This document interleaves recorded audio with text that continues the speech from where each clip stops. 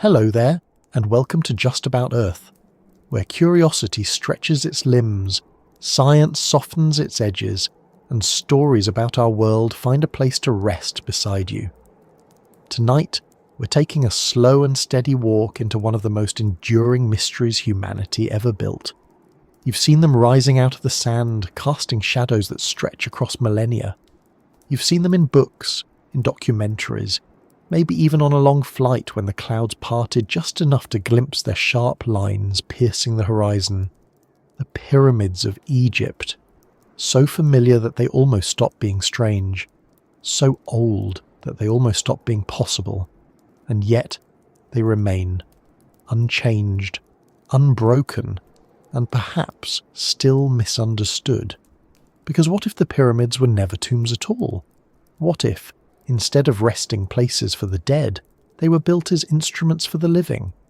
Technology, not monuments. Machines, not mausoleums. It sounds like the kind of idea that should be whispered late at night when the imagination is most open. But tonight, let's not whisper. Let's wonder. Where are you listening from right now? Is it quiet where you are? Maybe you're settling into bed or lying on a couch with your eyes half closed. Maybe there's a bit of wind outside your window, or the hum of a refrigerator, or the distant rhythm of a city that never quite sleeps. Whatever the world is doing around you, this is your moment to slow down. Take a breath and picture a desert older than history, a river that once flooded in rhythm with the stars, and a civilization that built something so enduring that it defies both erosion and explanation. If you find this kind of slow journey soothing, if the idea of unravelling old mysteries helps your thoughts quiet down before sleep, I'd be grateful if you gave this video a like, maybe even subscribed, so this little corner of calm can reach others who need it too. Now, let's begin, not with blueprints or theories, but with a simple question. What are the pyramids really? The easy answer, the one most of us learned in school, is that they were tombs, great triangular graves built to house the bodies of Egypt's pharaohs, filled with treasures to take into the afterlife. It's a satisfying explanation. It fits neatly into the story of ancient kings and divine rule. But when you start to look closely, when you wander through the dim corridors and the polished stone chambers, a different kind of question begins to whisper. Because no mummy has ever been found inside the Great Pyramid of Giza. Not one. Not a scrap of linen, not a fragment of bone, not even the kind of ceremonial inscription you'd expect to mark the resting place of a god-king. What was found instead were echoes, precise architecture, mathematical patterns, and an unsettling perfection that feels less like a burial site and more like a mechanism waiting for someone to turn it on. The first explorers who crawled through those passageways in the 19th century expected gold and sarcophagi. What they found was emptiness. Some chambers were sealed, yes, but the silence inside them was deliberate, not accidental. The smooth walls carried sound in strange ways. Footsteps echoed longer than they should have. Even breathing felt amplified, as though the air itself had been tuned. Some dismissed it as coincidence, others as superstition. But a few began to suspect that the builders of these monuments had known something we didn't. Over the centuries, countless theories have come and gone. Tombs, temples, observatories, storehouses of lost wisdom, or alien power stations, depending on who you ask. But maybe the truth doesn't need to be extraordinary to be astonishing. Maybe what we call technology isn't limited to circuits and steel. Maybe the ancients built something that worked with the world instead of against it. Something that used the natural properties of stone, water, sunlight and sound to do something we've forgotten how to measure. That's where the mystery lives. Not in the wild claims, but in the quiet, persistent question of purpose. Why go to such trouble? Why lift millions of stones, each one cut with absurd precision, to build structures that outlast empires and earthquakes? Why align them so perfectly with the cardinal points of the Earth and the belt of Orion? Why create something that appears both utterly practical and deeply symbolic at the same time? If you stand at the base of the Great Pyramid, it doesn't look mystical. It looks monumental. The air is dry, the limestone blocks are enormous, and the heat presses against you like a solid thing. But then you start to notice the geometry. The slope of the sides, the way the corners meet, the exact north-south alignment that's more accurate than most modern constructions. The precision isn't decorative, it's functional. And when something is that exact, it's usually built to do something. Some researchers have pointed out that the materials themselves are unusual. The Great Pyramid contains granite chambers, limestone casing stones, and traces of a different kind of limestone that seems to have been chosen for its electrical conductivity. Quartz crystals, abundant in the granite blocks, are known to produce small electrical charges when compressed, a phenomenon called the Piezoelectric effect. Today, we use the same principle in microphones, watches, and sonar equipment. It's what allows a quartz clock to keep time so precisely. Could the ancient Egyptians have noticed this behaviour, even without our modern vocabulary for it? Could they have seen, heard, or felt the faint hum of charged stone under certain conditions, heat, vibration, pressure, and used it intentionally? Imagine for a moment that the pyramid wasn't a tomb but a resonator, a structure designed not to hold death, but to channel energy. The idea might sound like fiction, but it sits right on the edge of possibility. Every piece of evidence we have points to an obsession with balance, proportion, and resonance in Egyptian design. Their temples were tuned spaces, their chants carefully measured, their art filled with rhythmic repetition. It wasn't just decoration, it was symmetry as philosophy. To them, harmony wasn't metaphorical, it was mechanical. The balance of the world, or ma'at as they called it, wasn't an abstract idea. It was a physical condition of existence, something that could be felt, maintained, and possibly amplified. What if the pyramids were instruments for maintaining that harmony? Not spiritual in the way we think of it, but physical, a kind of geotechnical device that kept the environment, the people, or even the Earth itself in equilibrium. There's a thought that ancient civilizations may have understood the planet as a living system. The Nile's floods, the rhythms of the stars, the changing of the seasons, all part of a feedback loop between heaven and earth. Building a pyramid, then, wasn't just architecture. It was participation in that system, a way of tuning the world. Of course, we can't ask them. The inscriptions that survive on the walls of nearby temples speak of gods, journeys, offerings, and the afterlife. They don't say power plant or resonance chamber.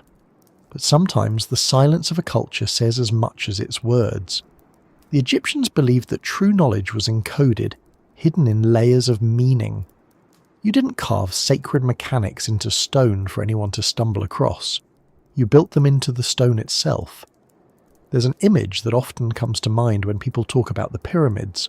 Workers hauling massive blocks, sweat shining under the desert sun, ropes and ramps and thousands of hands moving in unison. It's easy to forget that those hands belong to mathematicians as well as labourers, astronomers as well as masons. Every cut of stone required geometry. Every alignment demanded observation. Even without iron tools, even without modern machinery, they achieved precision that engineers today still debate. Laser scans have revealed that the base of the Great Pyramid deviates from a perfect square by less than an inch. That's not just craftsmanship, that's calibration. And calibration suggests purpose. When something is built to last that long and that precisely, it usually serves more than ceremony. The pyramids are not random piles of rock. They're layered with intention. Some sections seem to have been designed to resonate at specific frequencies. The King's Chamber, for instance, has been tested for acoustic properties. When sound waves of certain pitches are introduced, the chamber vibrates, amplifying the tones in ways that suggest it was engineered for that effect. It's a phenomenon called standing waves, when sound reflects back on itself, creating nodes of vibration. You can feel it in your chest if you hum in a tiled bathroom. Now imagine that on a monumental scale carved from tons of granite. It's hard not to think that someone somewhere was paying attention to how stone could sing. These details add up to a different kind of story, one where the builders weren't just honouring their pharaoh, but engaging in a form of ancient science. Not technology as we define it now with machines and electricity, but the harnessing of natural forces through structure and shape. The ancients were observers of nature. They watched the sun, the moon, the stars and the river with a precision born from necessity. Their survival depended on timing the floods, predicting the seasons, reading the patterns of the world. It's not hard to imagine that over centuries they discovered subtle interactions between sound and matter, between light and geometry, and encoded those discoveries into stone. And maybe, somewhere along the line, that knowledge faded. Perhaps what began as functional technology became sacred ritual. The builders knew the effects, but later generations remembered only the symbols. The pyramid became a tomb in legend because its true function was forgotten, just as we might find an ancient observatory and mistake it for a temple, or uncover a battery-shaped artifact and call it a vase. Misunderstanding may simply be the shadow cast by time. It's important to keep a gentle skepticism here. The allure of mystery can make us see patterns that aren't there. But the precision of the pyramids, the absence of mummies, the deliberate use of conductive materials, and the global echoes of similar structures suggest that there's more to the story than funerary art. The Egyptians were meticulous record keepers. They documented crops, taxes, floods, and family lineages with obsessive care. Yet they left almost no direct record describing how or why the Great Pyramid was built. That silence is unusual. It's as if the knowledge was reserved for a select few, or regarded as too sacred or too practical to be written down. When modern researchers propose that the pyramids might have harnessed natural forces, they're not necessarily invoking science fiction. They're acknowledging that ancient technology might have been more organic than mechanical. Structures that interacted with the Earth's magnetic field, or channeled seismic vibrations, or even stabilized atmospheric electricity are not impossible. They're simply not understood. The idea that the pyramids might once have been part of a network of energy-balancing structures across the planet isn't proven, but it's compelling. Many ancient sites from Stonehenge to Teotihuacan share striking geometric relationships with celestial bodies. They form grids of alignment, as if ancient builders were mapping the world through resonance rather than coordinates. If you stand before the Great Pyramid at dusk when the sunlight fades and the stone begins to cool, something subtle happens. The air shifts, the edges seem to soften. The silence around it grows dense, as though the structure is holding its breath. It's easy to forget, looking at its worn surface, that what we see today is only the skeleton of what it once was. Originally, the pyramid was covered in polished white limestone that reflected the sun so brightly it would have glowed from miles away.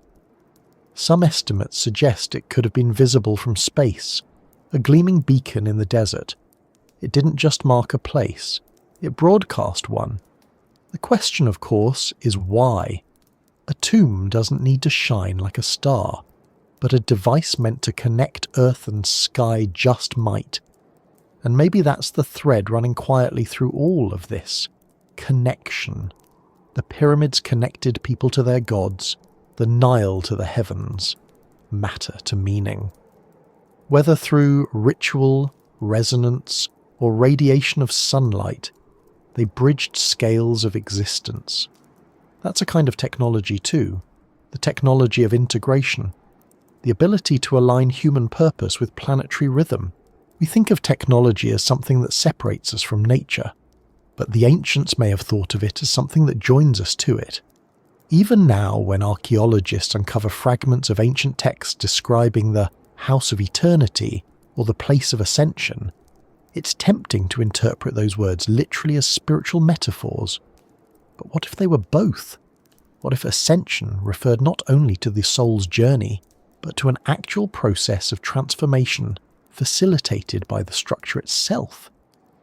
maybe the pyramid was a kind of initiatory chamber, designed to alter consciousness through sensory deprivation, vibration, and resonance. The narrow shafts that lead from the chambers to the outside world may have served to channel not only air but sound or energy. The granite box we call the sarcophagus may not have held a body but a participant, someone undergoing a ritual of rebirth, using sound and geometry to induce altered states of awareness. The boundaries between science and spirituality were not as sharp then as they are now. To the ancient Egyptians, the physical and the metaphysical were two sides of the same equation. The pyramid, in that sense, could have been both machine and temple, an instrument of transformation that used natural forces to explore consciousness, health, or environmental balance. It's a theory that doesn't demand magic, only the humility to admit we might not yet understand the full range of what stone, sound, and intention can do together. And so the question lingers, as it always does, were the pyramids tombs or tools, monuments or mechanisms? Perhaps the most honest answer is that they were both and neither, that their builders didn't separate technology from spirituality or function from meaning. To them, building something eternal was an act of science and faith combined. And perhaps that's the most advanced technology of all, the ability to create something that sustains both the material and the immaterial, the measurable and the mysterious. As the night deepens and the desert cools, those stones still stand in the silence, each one pressed against the next, locked together by geometry and time. They've watched empires rise and fall, watched the stars shift in their slow dance, and they continue to hum, quietly, beneath the noise of the modern world. Whatever their true purpose, they've succeeded at something remarkable. They've kept us wondering, they've kept us listening. And maybe, somewhere inside that stillness, the story is still unfolding. If we step quietly from that first thought, the possibility that the pyramids were something more than tombs, we find ourselves standing before a deeper puzzle. Purpose. Not just how they were built or by whom, but why. Because even if the stones could hum, even if the geometry could sing, the question remains, what were they meant to do? When we peel back centuries of interpretation, we see that the idea of the pyramid as a burial site didn't come from the builders themselves. It came from those who arrived much later, who found the monuments empty and drew the simplest conclusion possible. Empty chambers, no bodies, grand architecture. Surely they must have been robbed. It made sense at the time. But what if the emptiness wasn't a result of theft? What if it was the point? The first explorers to enter the Great Pyramid were stunned not by treasures but by precision. The corridors were narrow, angled, perfectly aligned. The walls smooth in places where no human hand should have been able to smooth them. The geometry was so exact that modern engineers, equipped with lasers and surveying equipment, still marvel at the near-perfect alignment to true north, a feat that would challenge even a 21st century construction team. Inside, there was no sign of burial goods, no hieroglyphs detailing the journey of a soul into the afterlife, no paintings of gods or prayers. The silence was deliberate, as though the builders wanted the stone itself to speak. Early Egyptologists working in the 19th century faced a dilemma. They found grand structures that didn't fit the narrative of burial chambers, yet the smaller pyramids nearby sometimes did contain remains or funerary relics. To them, the easiest explanation was continuity. If later kings used pyramids as tombs, then surely earlier ones did too. But there's a pattern in human history of misunderstanding purpose through projection. We see a structure and assume it served the same function as the smaller, more recent versions we find around it. Yet sometimes, the older something is, the stranger it becomes. The Great Pyramid predates most of Egypt's writing system. It comes from a time when language itself was still forming into permanence, when much of what people believed was encoded not in words, but in stone. The absence of inscriptions inside the Great Pyramid might be one of its most significant features. Egyptian culture was obsessed with writing. Temples, tombs, Even small shrines were inscribed with prayers, hymns, and records. To leave such a monumental structure bare would have been unthinkable, unless it had a purpose that required silence.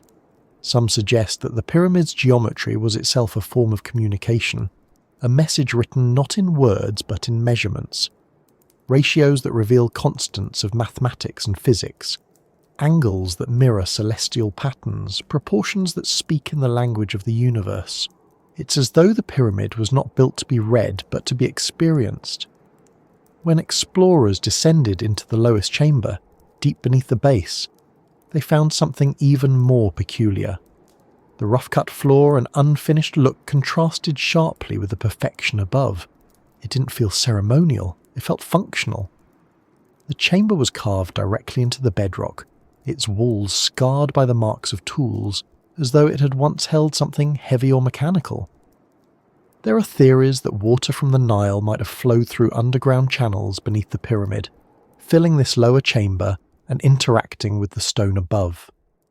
The vibrations of water movement combined with the pressure of the massive structure could have created resonant effects, even electrical ones.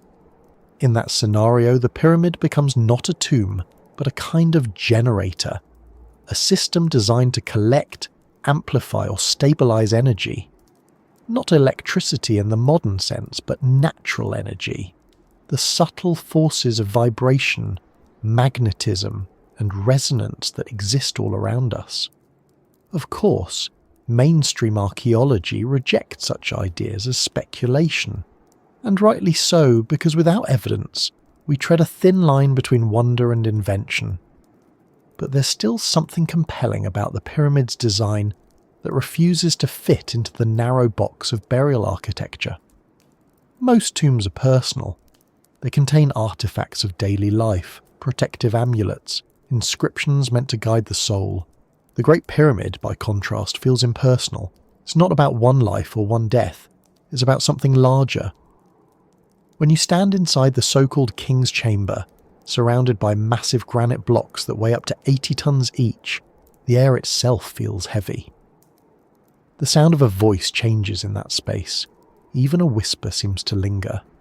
Engineers who have studied its acoustics found that certain frequencies resonate strongly within the chamber, amplifying low tones while suppressing others. If you hum softly, the sound folds back on itself, building into a harmonic vibration that can be felt more than heard. It's unsettling at first, but then strangely calming, as if the structure is not echoing you but answering. That kind of resonance isn't an accident. It requires knowledge of sound behavior, of how pressure waves move through solid material. The ancient builders might not have spoken of hertz or decibels, but they clearly understood vibration. Some modern experiments have tried to replicate these conditions. When sound waves of specific frequencies are played into models of the pyramid, the structure naturally amplifies them, focusing the energy in certain chambers. The geometry itself acts as a resonant cavity.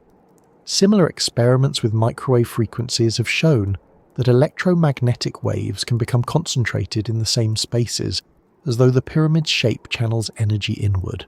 The physics behind it is real. Whether the builders intended it is the mystery. But it raises a fascinating point. If something behaves like technology, does it matter whether the builders would have used that word? The Egyptians didn't separate science from spirituality. For them, the natural world was an extension of the divine. To study how things worked was to honour the gods who made them. So, a structure that harmonized with cosmic forces would have been both sacred and scientific. The pyramid could easily have served dual purposes, ceremonial for the priests and functional in ways we no longer recognize. Modern language struggles to describe that overlap. We call it superstition when it's ancient, science when it's modern, and mystery when it doesn't fit either category. As the centuries passed, knowledge shifted. By the time the later dynasties built their own smaller pyramids and tombs, the original meaning might already have been lost. The new builders imitated the shape, the symbolism, the ritual, without understanding the mechanics. The form remained, but the function faded. This happens in every civilization. Complex knowledge collapses into myth when the context is forgotten. Ancient maps become legends of lost continents. Healing devices become altars. Machines become monuments. The mystery of purpose often lies in that gap between intention and interpretation. In the modern age, we measure knowledge through specialization. We divide physics from art, engineering from philosophy. But the ancients seem to have merged them. Their architecture was mathematics made visible, their religion geometry given voice. When they built the pyramids, they might have been expressing a principle rather than a story, an understanding of how the universe balances itself through proportion and vibration. If you've ever run your finger around the rim of a glass and heard it sing, you've witnessed how simple structure can turn stillness into tone. The pyramids may have been that same idea scaled up to a planetary level. The placement of the pyramids on the Giza plateau adds another layer to the puzzle. They're aligned not just to the cardinal directions, but to each other, forming a pattern that mirrors the 3 stars of Orion's belt. That alignment isn't exact by modern astronomical standards, but it's close enough to suggest intention. In Egyptian mythology, Orion was associated with Osiris, the god of rebirth and cosmic order.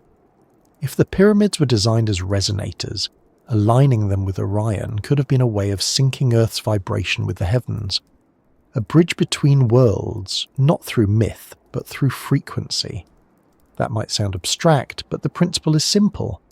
When 2 systems share a resonance, they can exchange energy. The ancients may not have described it in those terms, but they lived by it. Music, speech, ritual, all are forms of resonance, and perhaps the pyramids were too. Even the name they used for the Great Pyramid, Iket, meaning glorious light, hints at something more than a tomb. It's a strange name for a grave. It sounds like a description of a function, not a resting place.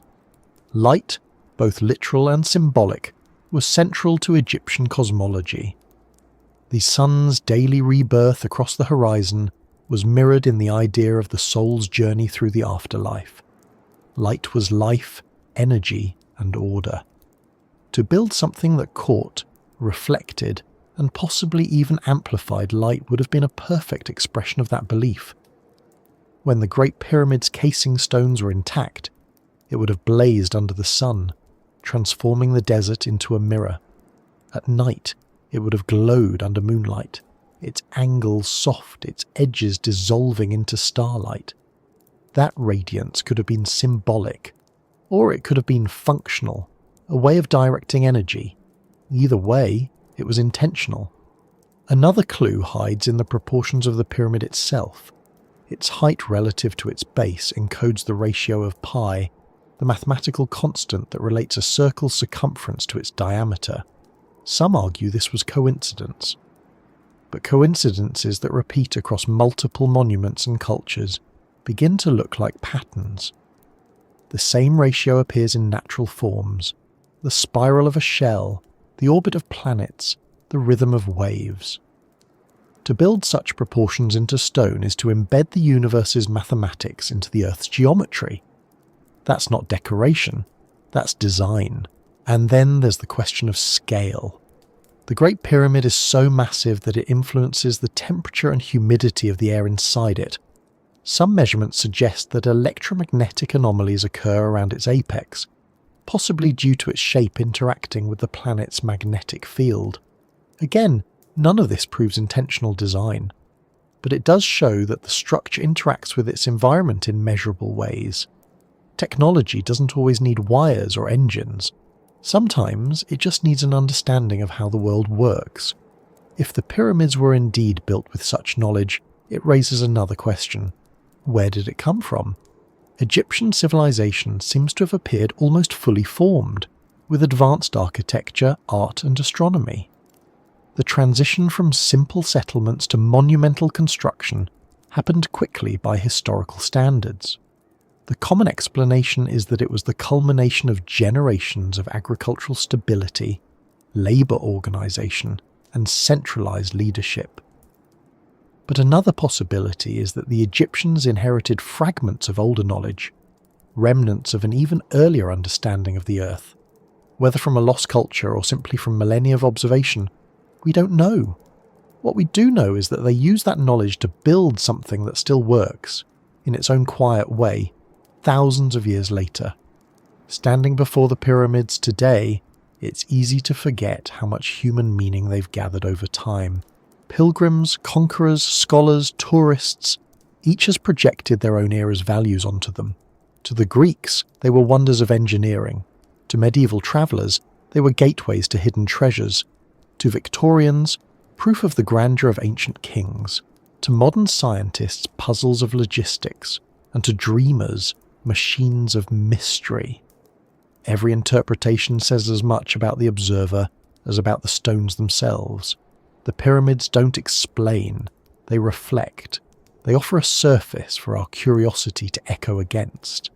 That might be their truest purpose of all, to keep us asking. To stand as reminders that not everything built by human hands needs to be fully understood to be meaningful. But even if we never solve their mystery completely, it's worth continuing the search. Not to confirm a theory, but to learn how to ask better questions. Because when you follow those questions, you start to notice how often the same themes appear across ancient sites: resonance, alignment, geometry, light. Different languages, different gods, same patterns. That's not coincidence. That's culture, remembering something it can no longer explain. So perhaps the pyramids weren't tombs in the way we imagine, nor machines in the way we build them now. Perhaps they were both, monuments of energy and memory, blending function and symbolism so seamlessly that we can't separate them. And maybe that's the point. The mystery isn't just about what they did, but about how they continue to make us feel. Standing before them, the air dry and the horizon shimmering, you sense something you can't quite name. A balance between simplicity and enormity, silence and meaning. Whatever they were meant to do, they're still doing it. They're keeping time in a language older than clocks, humming softly to the rhythm of the world itself. The desert stretches out around them, endless and unhurried. The sun sets, shadows lengthen, and the stones turn from gold to grey. The heat fades, the air cools, the light lingers on the horizon like an afterthought. And as night approaches, a question remains suspended above it all. If these were not tombs, then what were they keeping alive? When you stand beside the Great Pyramid and lay your hand on the surface of its weathered limestone, there's a faint sense that the stone remembers. Not in any mystical way that defies science, but in the simple, physical truth that stone carries history within its atoms. Every layer of rock records pressure, heat, vibration and time. Each block lifted into place by ancient hands has absorbed centuries of wind and sunlight, the vibrations of footsteps, the voices of travellers, the rumble of modern machinery. It's not sentimental to imagine the pyramid as a kind of recorder. It's factual. Materials retain traces of what passes through them. In that sense, the pyramids are not just architecture, they're archives. The Egyptians understood this intuitively. Their choice of stone was never arbitrary.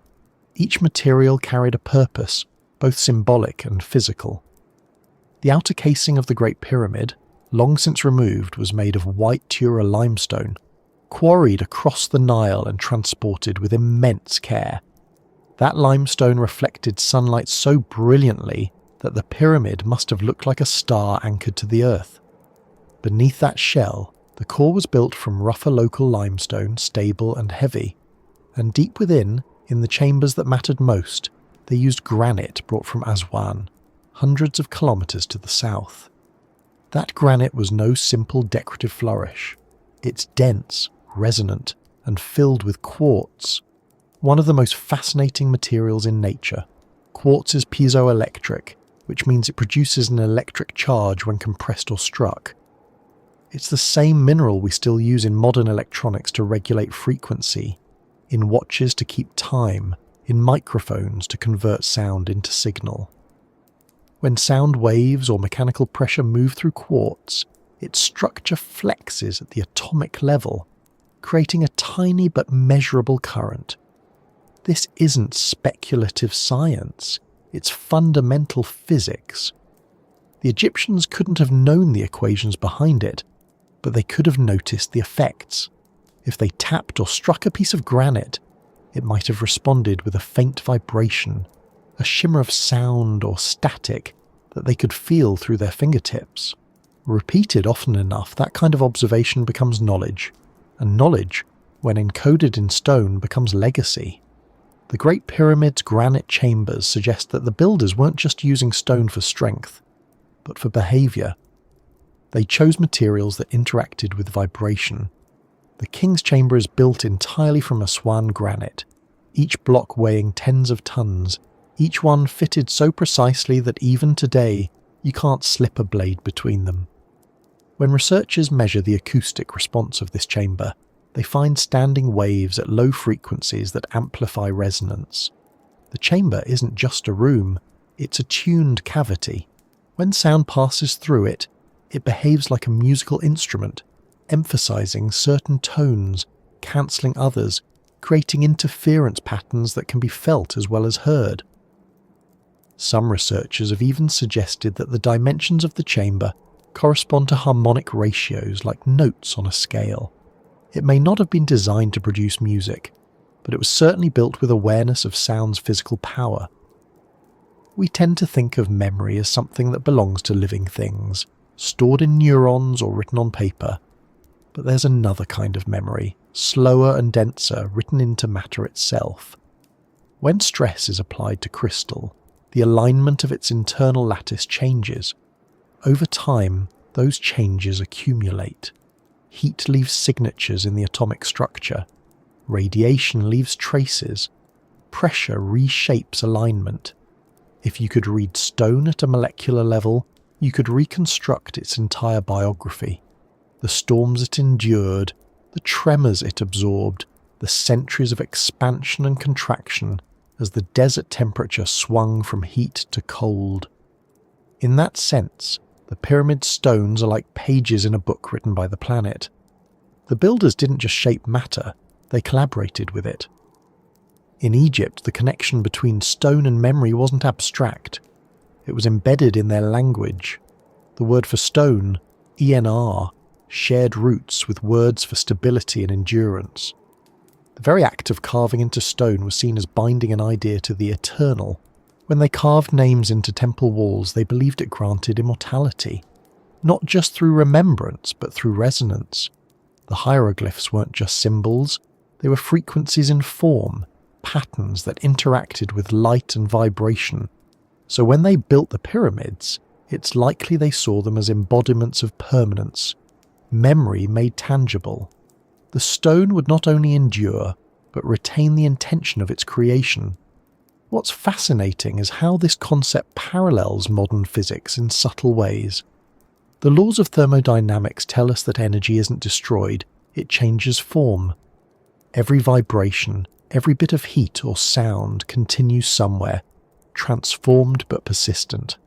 If that's true, then the vibrations of the pyramid's construction, the hammering, the chanting, the shifting of stone, still exist, diffused into the structure and the air around it.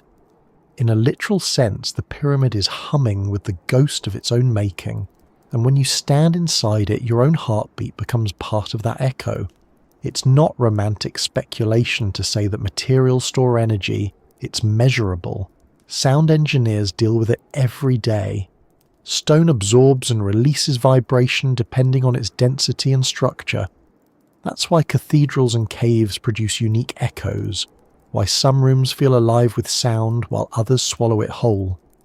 The pyramids take this principle to a monumental scale. They are not passive structures. They interact with their environment, resonating with wind, temperature, and the subtle movements of the Earth itself. Seismic data shows that the Giza plateau isn't entirely still. The ground moves, infinitesimally, as the planet flexes and the Nile's flow changes underground. These micro-vibrations could easily set the pyramid's massive stone structure oscillating at low frequencies. Think of a tuning fork responding to the faintest hum. It's not inconceivable that the builders knew the land well enough to anticipate those movements. The choice of location, on bedrock rather than sand near the life-giving Nile, suggests they were aware of how the ground itself carried power. Perhaps the pyramid was designed not only to rest on the earth, but to listen to it. Across other ancient sites, we find hints that sound and vibration played key roles in architecture. In the temples of Karnak and Luxor, certain chambers amplify the human voice until it seems to come from everywhere at once. In the underground halls of Saqqara, narrow corridors resonate at specific pitches, creating a sense of disorientation that feels deliberate. Even outside Egypt, at sites like Stonehenge or Chichen Itza, acoustics appear to have been part of the design. A clap at the base of the Temple of Kukulkan produces an echo resembling a bird's chirp, the same species the temple is dedicated to. Such precision doesn't happen by accident. Ancient builders may not have called it frequency, but they understood that sound had power, and that power could be harnessed through form. In the context of the pyramids, that understanding becomes even more profound. The combination of limestone and granite creates a natural conductor system. Limestone is slightly insulating, granite is slightly conductive. If underground water channels existed, as some evidence suggests, the movement of water could have generated static or even small electrical potentials through friction and mineral contact. The structure, in essence, could have acted like a giant capacitor, storing and releasing energy in subtle ways. Some researchers have pointed out that traces of what appear to be chemical residues were found in certain inner shafts, possibly left by reactions between mineral elements and water. It's speculative, yes, but it fits the pattern of deliberate design. The pyramid might not have been generating electricity as we know it, but it could have been channeling natural forces in ways we've yet to fully decode. To think of stone as memory is also to think of architecture as communication. The Great Pyramid has no writing on its walls, but it speaks through proportion. Its base divided by its height approximates pi. The angle of its slope encodes the golden ratio. Its position on the Earth's surface, at latitude 29.997 4 mirrors the numerical value of the speed of light in meters per second. These coincidences are uncanny. Some argue they're just that, coincidence. Others see intention. Either way, the numbers form a pattern of intelligence embedded in matter. It's as if the builders were saying, "We understand the order of the universe, and we've carved it into stone so it won't be forgotten." If that's true, the pyramid isn't a monument to death, it's a library of physics. Every material in the pyramid was chosen for a reason. Even the mortar, a mixture of gypsum and sand, has resisted analysis. Modern attempts to replicate it have failed to produce the same durability. The joints between stones are so fine that after thousands of years, they're still intact, surviving earthquakes and erosion. It's a level of craftsmanship that implies not only skill, but purpose. When you design something to last that long, you're not thinking in lifetimes. You're thinking in civilizations. That's what makes the idea of stone as memory so powerful. It's a medium that speaks across ages. There's a quiet irony in how modern technology mirrors these ancient principles. We store our data on silicon chips, crystalline structures not so different from quartz. We encode memory in matter, turning vibration into information. The Egyptians may have done something similar, though their language of data was geometry rather than code. When they built with quartz-rich granite, they were, in a sense, building with the same raw material we use for computers and sensors today. The difference is scale and interpretation, not principle. The idea that knowledge can be stored, transmitted, or amplified through structure is universal. It's just that their structure was the size of a mountain. Imagine the pyramid as a kind of message written in the language of physics. To anyone who could read the ratios, the alignments, the acoustic properties, it would reveal a worldview, a statement about harmony between Earth and cosmos, matter and energy. To the untrained eye, it would appear as a simple tomb, majestic but mute. The brilliance of such a design is that it can mean different things to different observers, surviving reinterpretation without losing its essence. Even when robbed, damaged, or stripped of its outer layer, it continues to communicate through form. That's what memory does. It persists beyond its original context. If we could listen to the pyramid the way we listen to a record, perhaps we'd hear the low hum of its frequencies, the resonance of the earth beneath it, the shifting tones of the wind across its surface. Every sound that touches it becomes part of its vibration. It's a conversation spanning thousands of years, carried on in wavelengths too long for our ears to detect. Stone remembers not in words but in patterns of energy, and that's a kind of record more durable than any scroll. What's particularly striking is that the Egyptians built not just one pyramid but an entire complex, multiple structures arranged with mathematical precision, each one resonating with the others. This suggests a network, a system designed to work collectively. If each pyramid captured or reflected energy in some way, be it light, sound, or electromagnetic force, the combined effect might have been greater than the sum of its parts. Modern engineers use similar principles in antenna arrays or architectural acoustics, arranging multiple elements to shape waves. The ancients may have discovered those effects empirically and used them to shape their environment. This understanding of stone as something alive, responsive, and intelligent wasn't unique to Egypt. Many ancient cultures treated rock as sacred, not because they worshipped it, but because they recognized its endurance and responsiveness. The Inca shaped and fitted stones so perfectly that no mortar was needed, their walls flexing with earthquakes rather than breaking. The builders of Göbekli Tepe carved symbols into massive pillars more than 10,000 years ago, as if to preserve thoughts in the only medium that could survive that long. Everywhere we look, stone is chosen as the custodian of meaning. The pyramids simply take that logic to its ultimate expression, a mountain built by hand, tuned to the planet, meant to outlast everything except the questions it raises. When you think about it that way, the Great Pyramid is less of a building and more of a memory device on a planetary scale. It holds not just the knowledge of its creators, but the imprints of every era that has touched it since.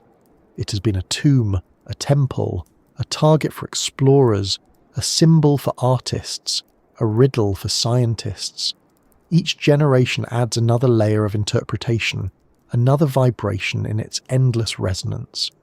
And through it all, the stone keeps its silence, as if knowing that true memory doesn't need to explain itself.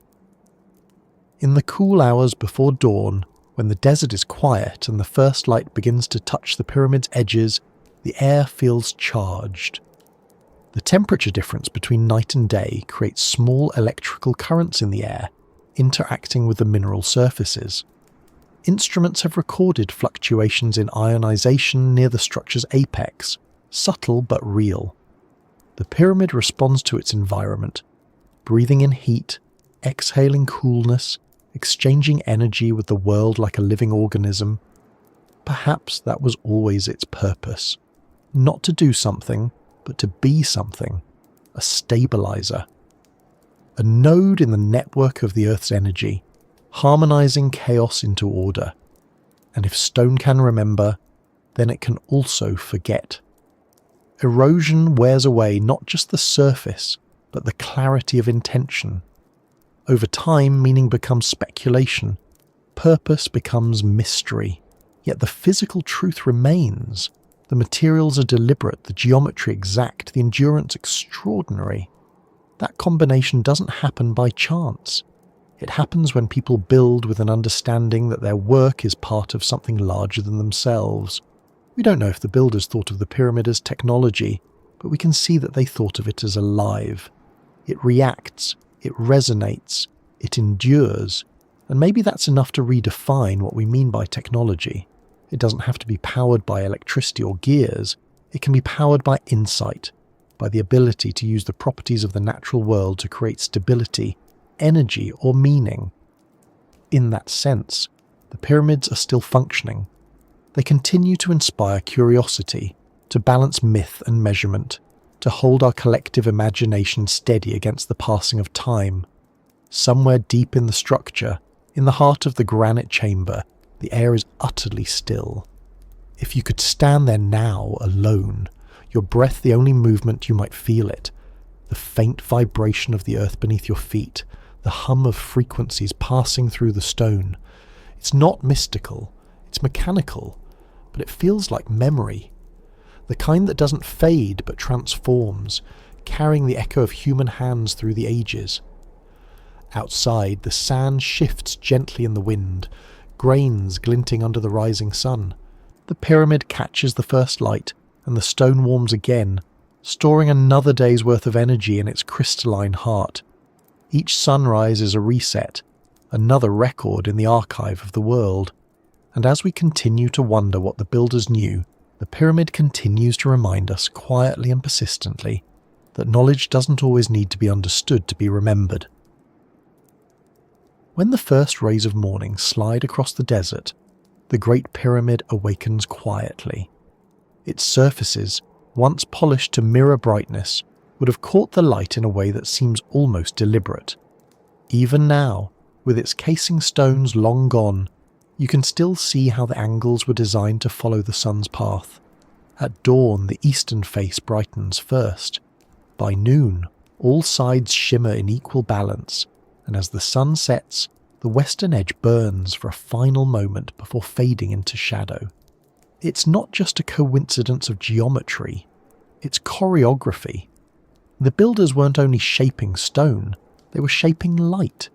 The ancient Egyptians understood sunlight as more than illumination. To them, it was a form of power, both physical and divine. The sun god Ra was not a distant deity but a living presence, crossing the sky each day and descending into the underworld each night. His journey was the rhythm of existence itself, the cosmic heartbeat that marked life and renewal. To align a structure with that rhythm was to align with life itself. So when they built the pyramids, they weren't just constructing monuments. They were creating instruments that caught, measured, and possibly even manipulated light. If you stand near the pyramid during sunrise, you'll notice something subtle. The long shadow it casts stretches across the desert like an enormous sundial. As the day progresses, the shadow contracts and pivots, tracing time with precision. Many archaeologists believe the pyramid served as a kind of calendar, marking solstices and equinoxes through the interplay of light and shadow. The descending rays at specific times of year fall directly along certain edges or into particular shafts. It's as though the entire structure was built to interact with the sky, not passively, but purposefully. Light is predictable, but the Egyptians treated it as responsive, almost conversational. They placed temples so that the first sunlight of the solstice would penetrate deep into their inner sanctuaries, illuminating statues that spent the rest of the year in darkness. The same concept appears at Abu Simbel, where twice a year the sun's rays travel through a narrow corridor to light up the faces of the gods carved within. This wasn't mere spectacle, it was synchronization. By aligning architecture with celestial cycles, they turned stone into a clock that kept cosmic time. The Great Pyramid, more than any other structure, embodies that synchronization. Its four sides face the cardinal directions with extraordinary accuracy. The alignment is so exact that modern surveyors have found it deviates from true north by only a fraction of a degree, a level of precision difficult to achieve even with advanced tools.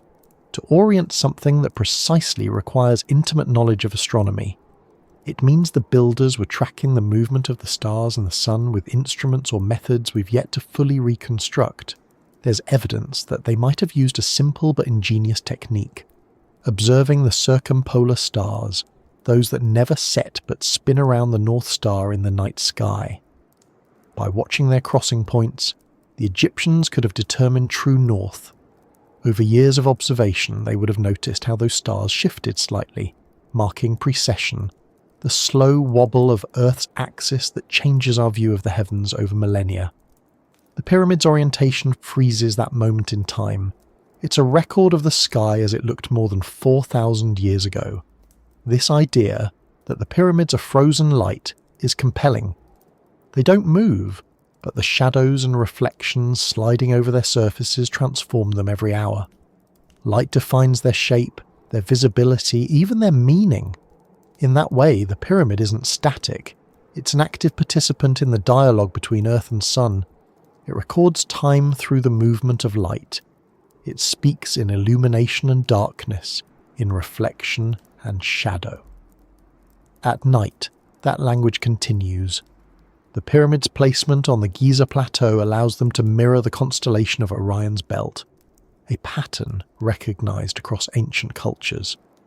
In Egyptian mythology, Orion was linked with Osiris, the god of death and rebirth, whose cycles mirrored those of the stars. Just as Orion set below the horizon and rose again, Osiris was said to descend into the underworld and return, bringing renewal. The alignment of the pyramids to Orion isn't just symbolic, it's functional. When the stars reach their lowest point in the sky, their positions correspond to the layout of the three pyramids. It's as if the builders were mapping heaven onto Earth, ensuring that what happened above was reflected below. That reflection carries mathematical precision. The distances between the pyramids match the angular distances between Orion's stars.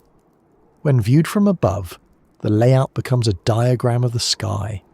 This kind of correlation suggests that the Egyptians saw the universe as a single integrated system. Sky, Earth, and human life all connected through pattern. They built to embody that connection, using stone and light as their vocabulary. In many ways, light was their medium of technology.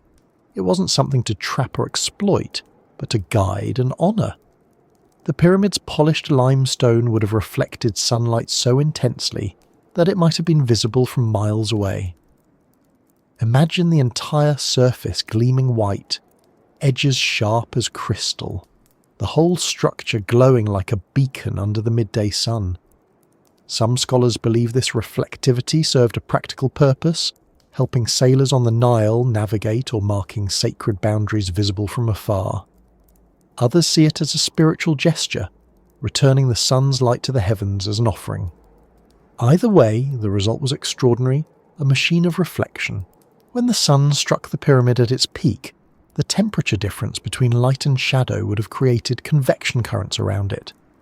These small movements of air, invisible but real, could have affected local climate patterns.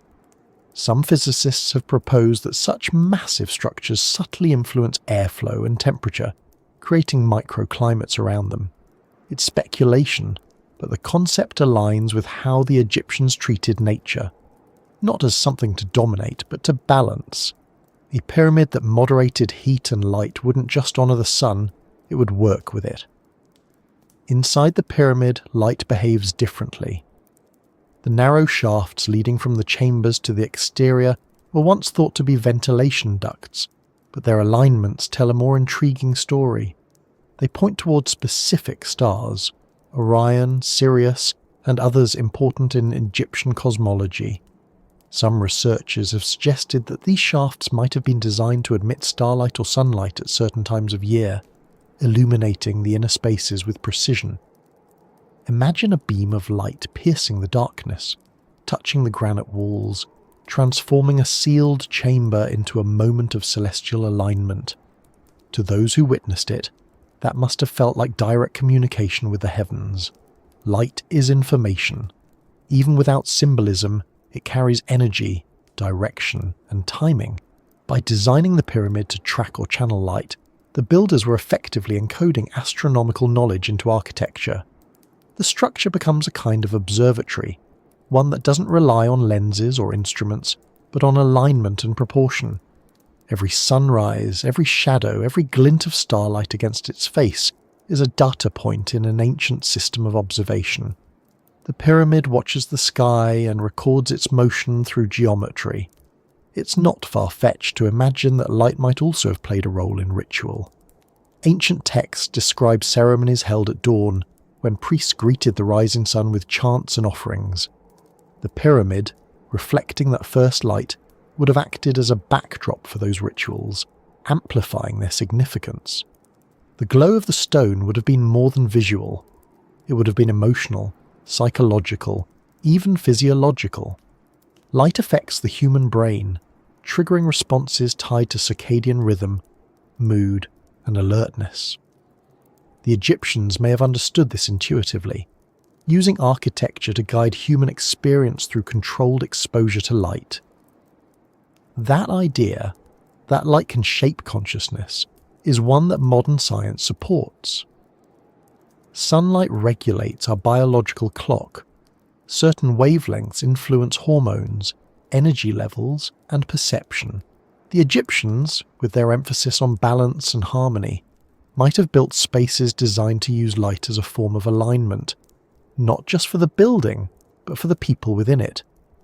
Entering the pyramid could have been a sensory transition, moving from the blazing desert into the dim corridors where light appeared only as thin, deliberate lines. The experience itself could have been transformative, designed to still the mind and heighten awareness. If the pyramid was a technological structure, light would have been its most obvious energy source. The sun delivers an immense amount of power to the Earth every day, far more than humanity currently consumes. Even without modern panels or converters, ancient builders could have harnessed aspects of that energy indirectly. The reflective limestone casing could have concentrated heat in specific areas, perhaps to drive air circulation or temperature regulation inside.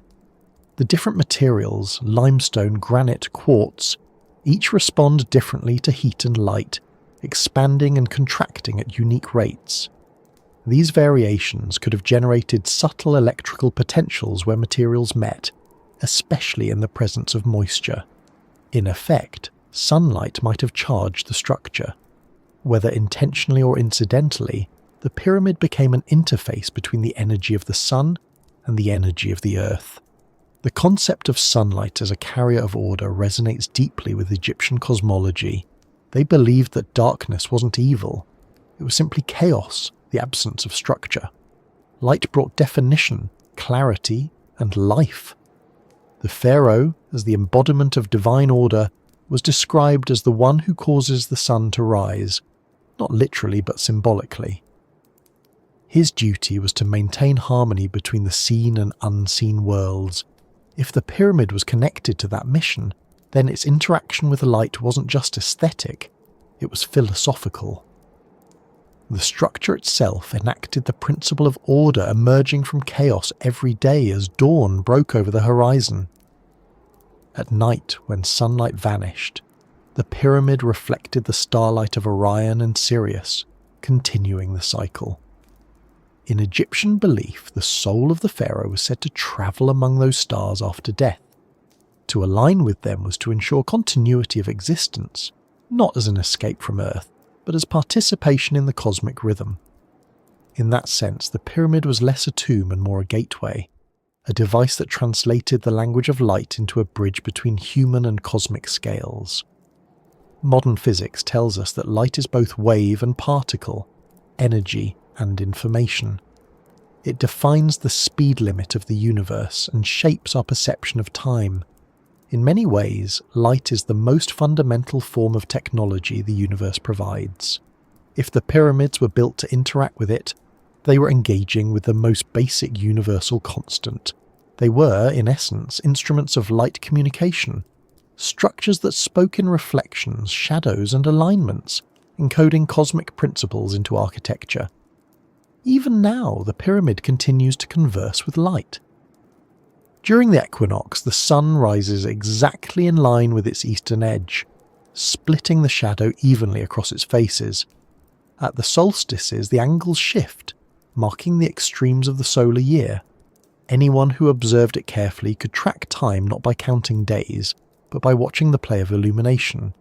It's an elegant system, one that requires no gears or inscriptions, only the cooperation of stone and sky.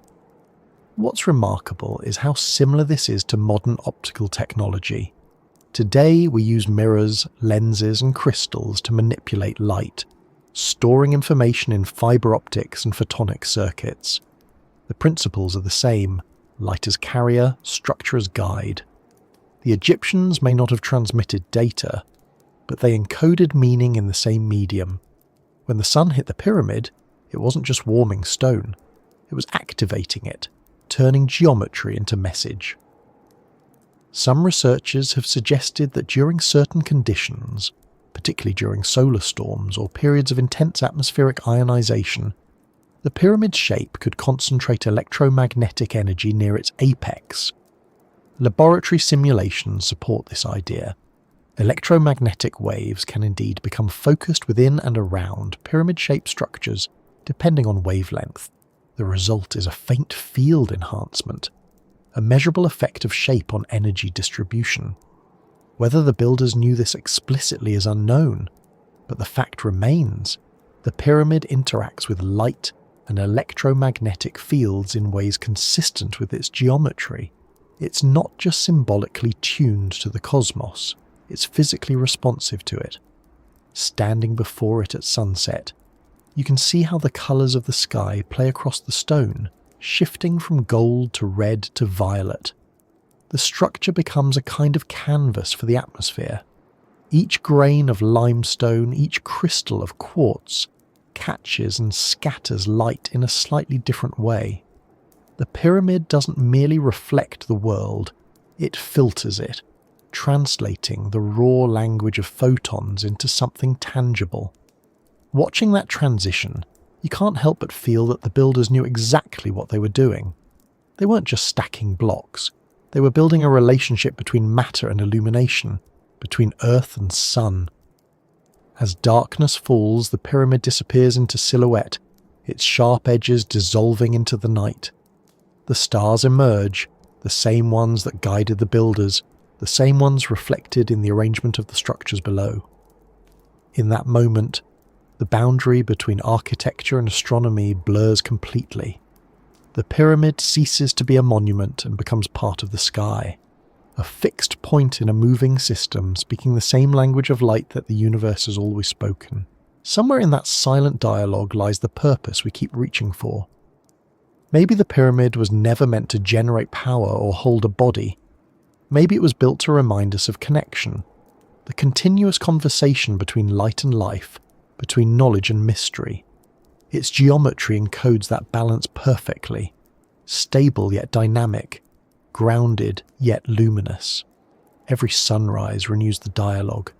Every sunset closes it gently, only to begin again. And perhaps that's the real secret of the pyramids. They are machines for remembering the light. They translate the constant movement of the heavens into something we can touch. They turn time into architecture and illumination into meaning. The builders might not have left behind written explanations because they didn't need to. The explanation is in the experience. Stand before it at dawn, watch the first rays climb its face, feel the warmth gather in the stone, and you'll understand more than words could ever convey. The desert night cools, the stars drift higher, and the pyramid settles back into shadow. It has spoken for the day, and now it listens. The sand whispers against its base. The air stills. Above it, Orion rises once again, tracing its ancient path across the sky, each star a syllable in the same silent language the builders once knew so well. And as you stand there watching, the light shifts once more, as it always has, as it always will, carrying forward a conversation that began long before us and will continue long after, written in stone, spoken in light. As the night deepens around the pyramids, the desert seems empty, but beneath the surface it is anything but still. The sand hides an older world, one that pulses with forgotten movement. The Egyptians understood this land intimately.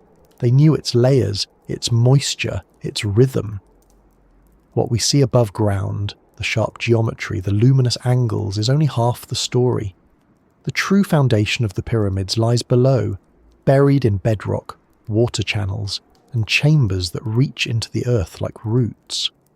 If the pyramids were technology, the key to understanding them might not be in the light that strikes their peaks, but in the power that flows beneath their base. To stand near the Great Pyramid is to stand on a fault line between worlds. Stone above, shifting sediment below, and between them a narrow band of groundwater that has moved through the limestone for thousands of years. The Nile, though now a few kilometres east of Giza, once flowed much closer. Ancient floodplains extended right up to the plateau, and geological surveys suggest that natural fissures and aquifers once ran under the pyramids themselves.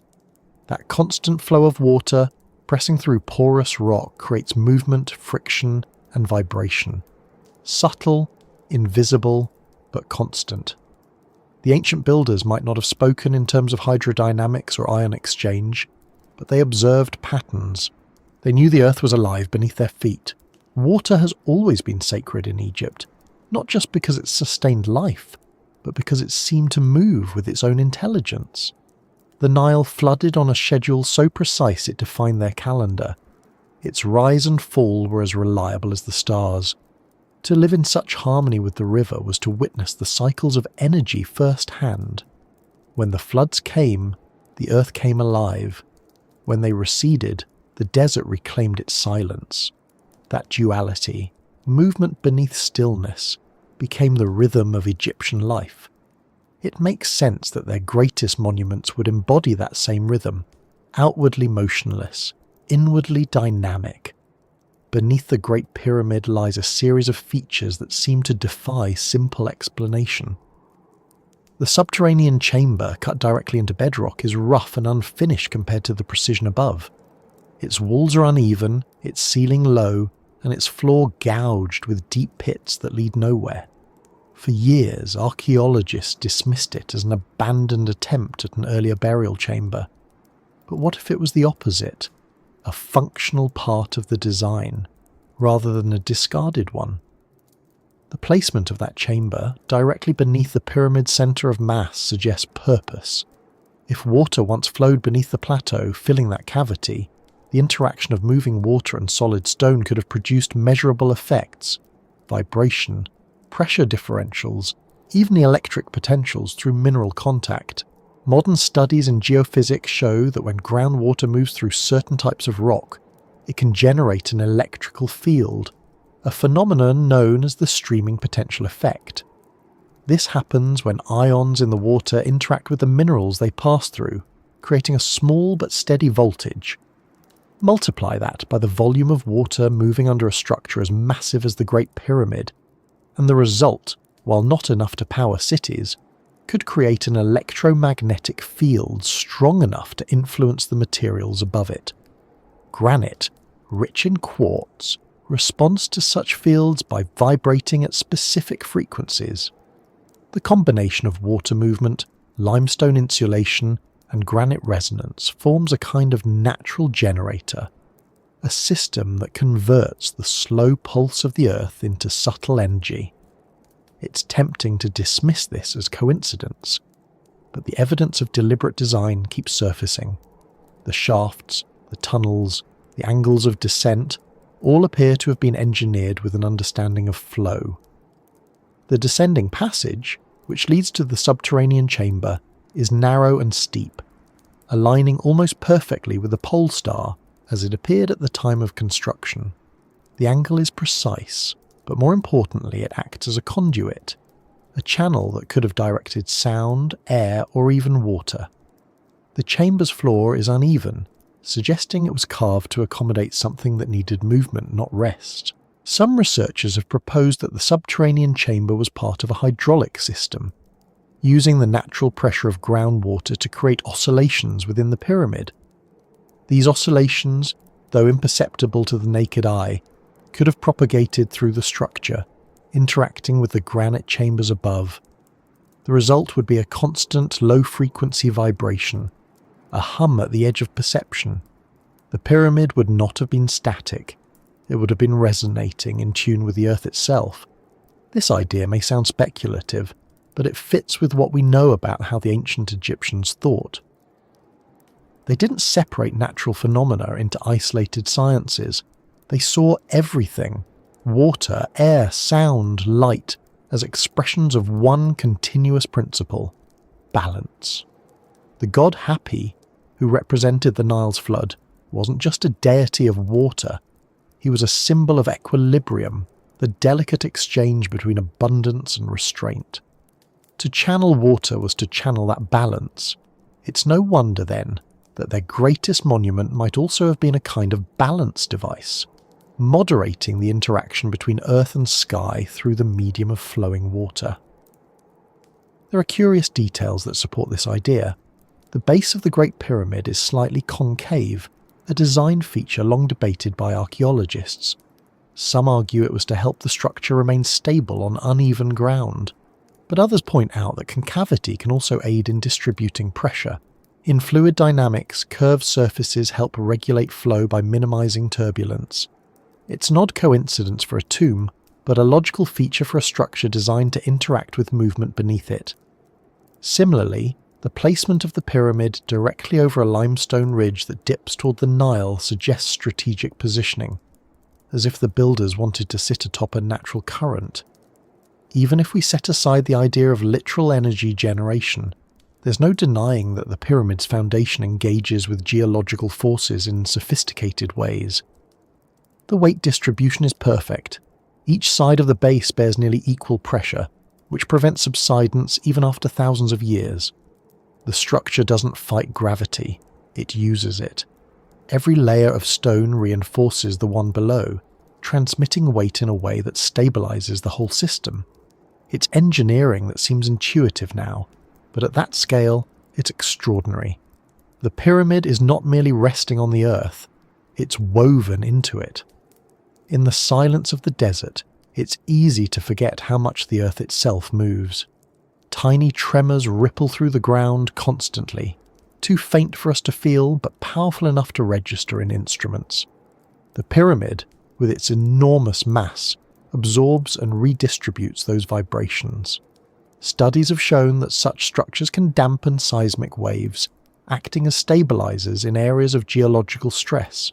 It's possible that the Great Pyramid functions as a kind of natural damper, reducing the impact of earthquakes or ground shifts across the plateau. If so, its purpose wasn't only symbolic, it was environmental, an ancient form of planetary maintenance. Sound behaves strangely inside the pyramid's chambers. Low frequencies linger, while high frequencies dissipate. This is partly due to the geometry, but also to the density of the materials. Granite, especially when under stress or vibration, can produce faint acoustic emissions. In modern laboratories, scientists studying piezoelectric materials can detect these sounds with sensitive instruments. Inside the pyramid, those same principles apply. The structure may have acted as a massive resonator, converting the Earth's subsonic vibrations into audible tones, or at least into sensations that could be felt by those inside.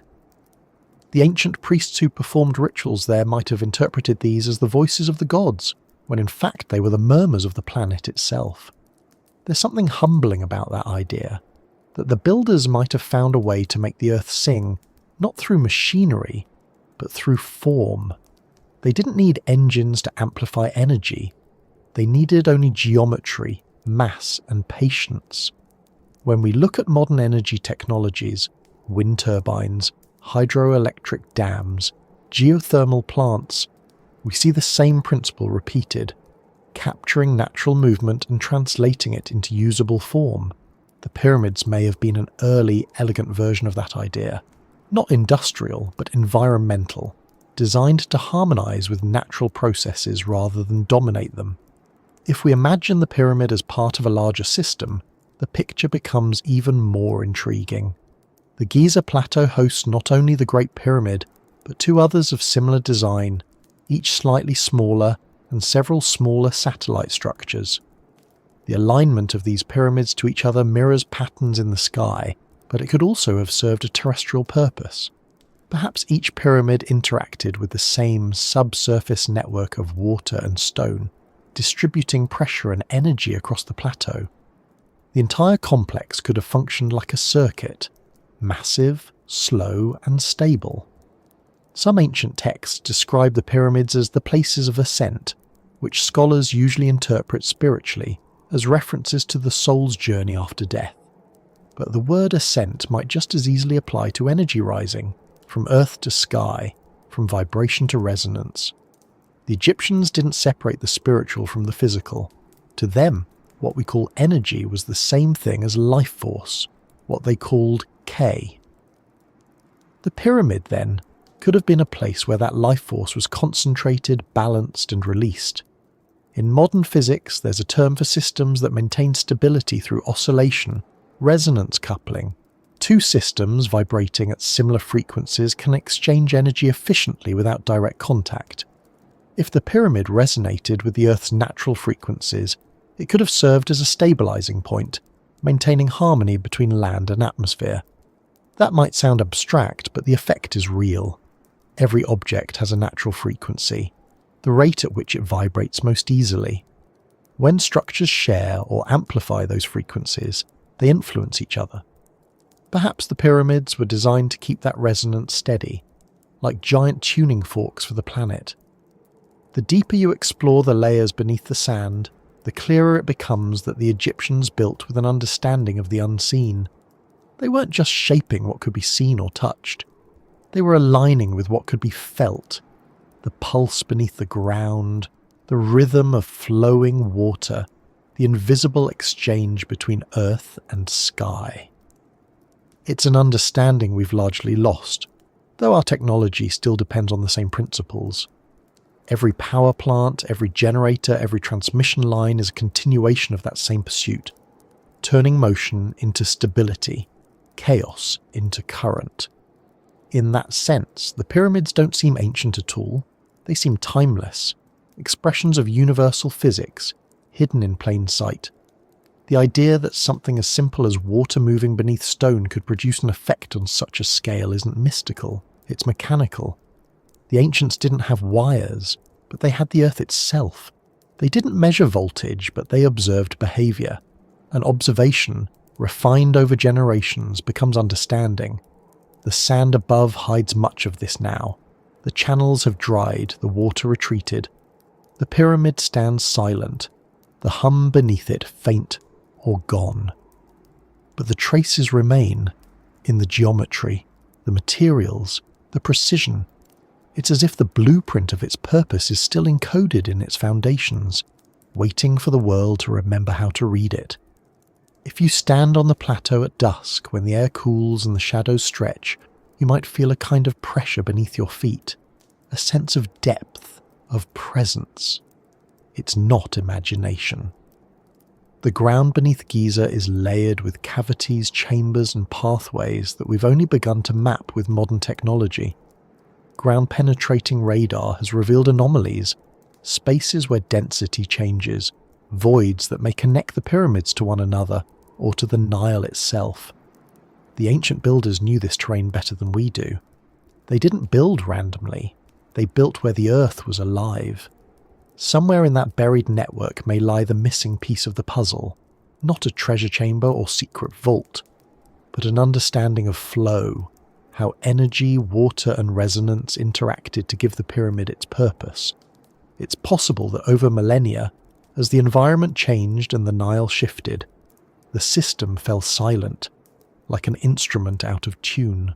What we see now is the shell of something once dynamic, an echo of a process that bridged physics and philosophy. Above ground, the stars continue their slow rotation. Below, the sand shifts and settles. The pyramid endures between them, perfectly balanced, waiting. It has witnessed the rise and fall of civilizations, the changing course of its own river, the slow drift of the continents. Through it all, it remains, anchored not only to the surface but to something deeper. And perhaps that is its truest power, not energy in the way we measure it, but endurance.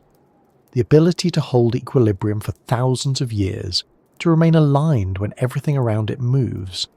The builders may have called it divine order, we call it stability, but the principle is the same. Beneath the sand, the power continues, not as electricity, not as myth, but as a reminder that balance itself is a form of energy, one that never truly fades. The night grows quiet again. The desert wind shifts, brushing against the stone. The pyramid stands as it always has, still and immovable on the surface, alive beneath. Whatever flowed there once, water, sound, or the earth's faint electric breath, still lingers in memory. The power may be hidden, but the design endures, and through that endurance it continues to teach. We only have to listen carefully enough to the silence under the sand to hear what it's still saying. Sound travels differently inside the Great Pyramid. Even in the narrow corridors where every breath feels contained, you can sense that the air carries weight. It doesn't just fill the space, it interacts with it. Every whisper becomes layered, bouncing from wall to wall until it feels like the stone itself is speaking back. That experience must have meant something to those who built it. To the ancient Egyptians, sound wasn't just a byproduct of motion, it was a force, one that could shape matter, influence emotion, and perhaps alter consciousness. If the pyramids were a form of technology, then sound, or more precisely frequency, may have been their primary tool. The idea that vibration underpins reality wasn't foreign to them. Their language and mythology both reflect an understanding that everything begins with sound. In the earliest creation stories, the universe is brought into existence not through touch or sight, but through speech, the divine utterance that organizes chaos into order. The god Ptah was said to have spoken the world into being, his words manifesting creation. This wasn't metaphorical, it was literal to them. Sound had agency. To speak was to make real. That belief is echoed across cultures, but in Egypt it became architecture. The pyramids and temples were built not only to be seen, but to be heard. If we think of the pyramid as an instrument, the question becomes, what was it designed to play? Modern acousticians who have studied its inner chambers have discovered that certain frequencies resonate with unusual strength. When low tones are introduced, below the range of typical speech, the air begins to vibrate in standing waves. The sound doesn't fade, it gathers. The frequency that triggers this resonance is around 440 Hz, close to the modern concert pitch we use for tuning musical instruments.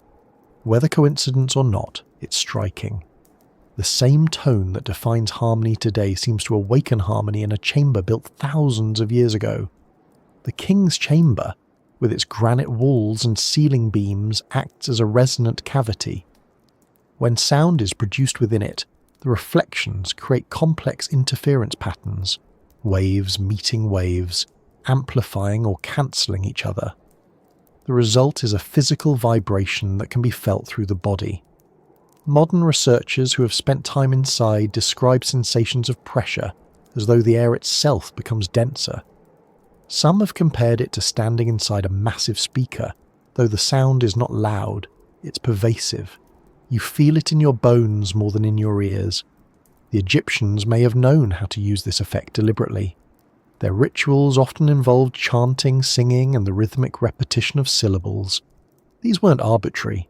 Each sound carried symbolic meaning and vibrational impact.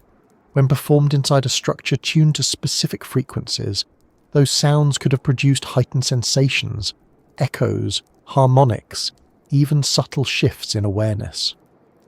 The participants might have experienced what we would now describe as resonance-induced trance states. They didn't need external devices to reach altered consciousness. The architecture itself provided the conditions. There's a growing field of study exploring how sound affects the body at a cellular level. Vibrations can influence water molecules, tissue, and even brainwave patterns. Low frequencies can trigger relaxation or stimulation depending on their rhythm. The Egyptians, living in close observation of nature, would have noticed the calming effect of rhythmic sound, the way the rivers lapping, the drum's pulse, or the wind through reeds could synchronize the human heartbeat.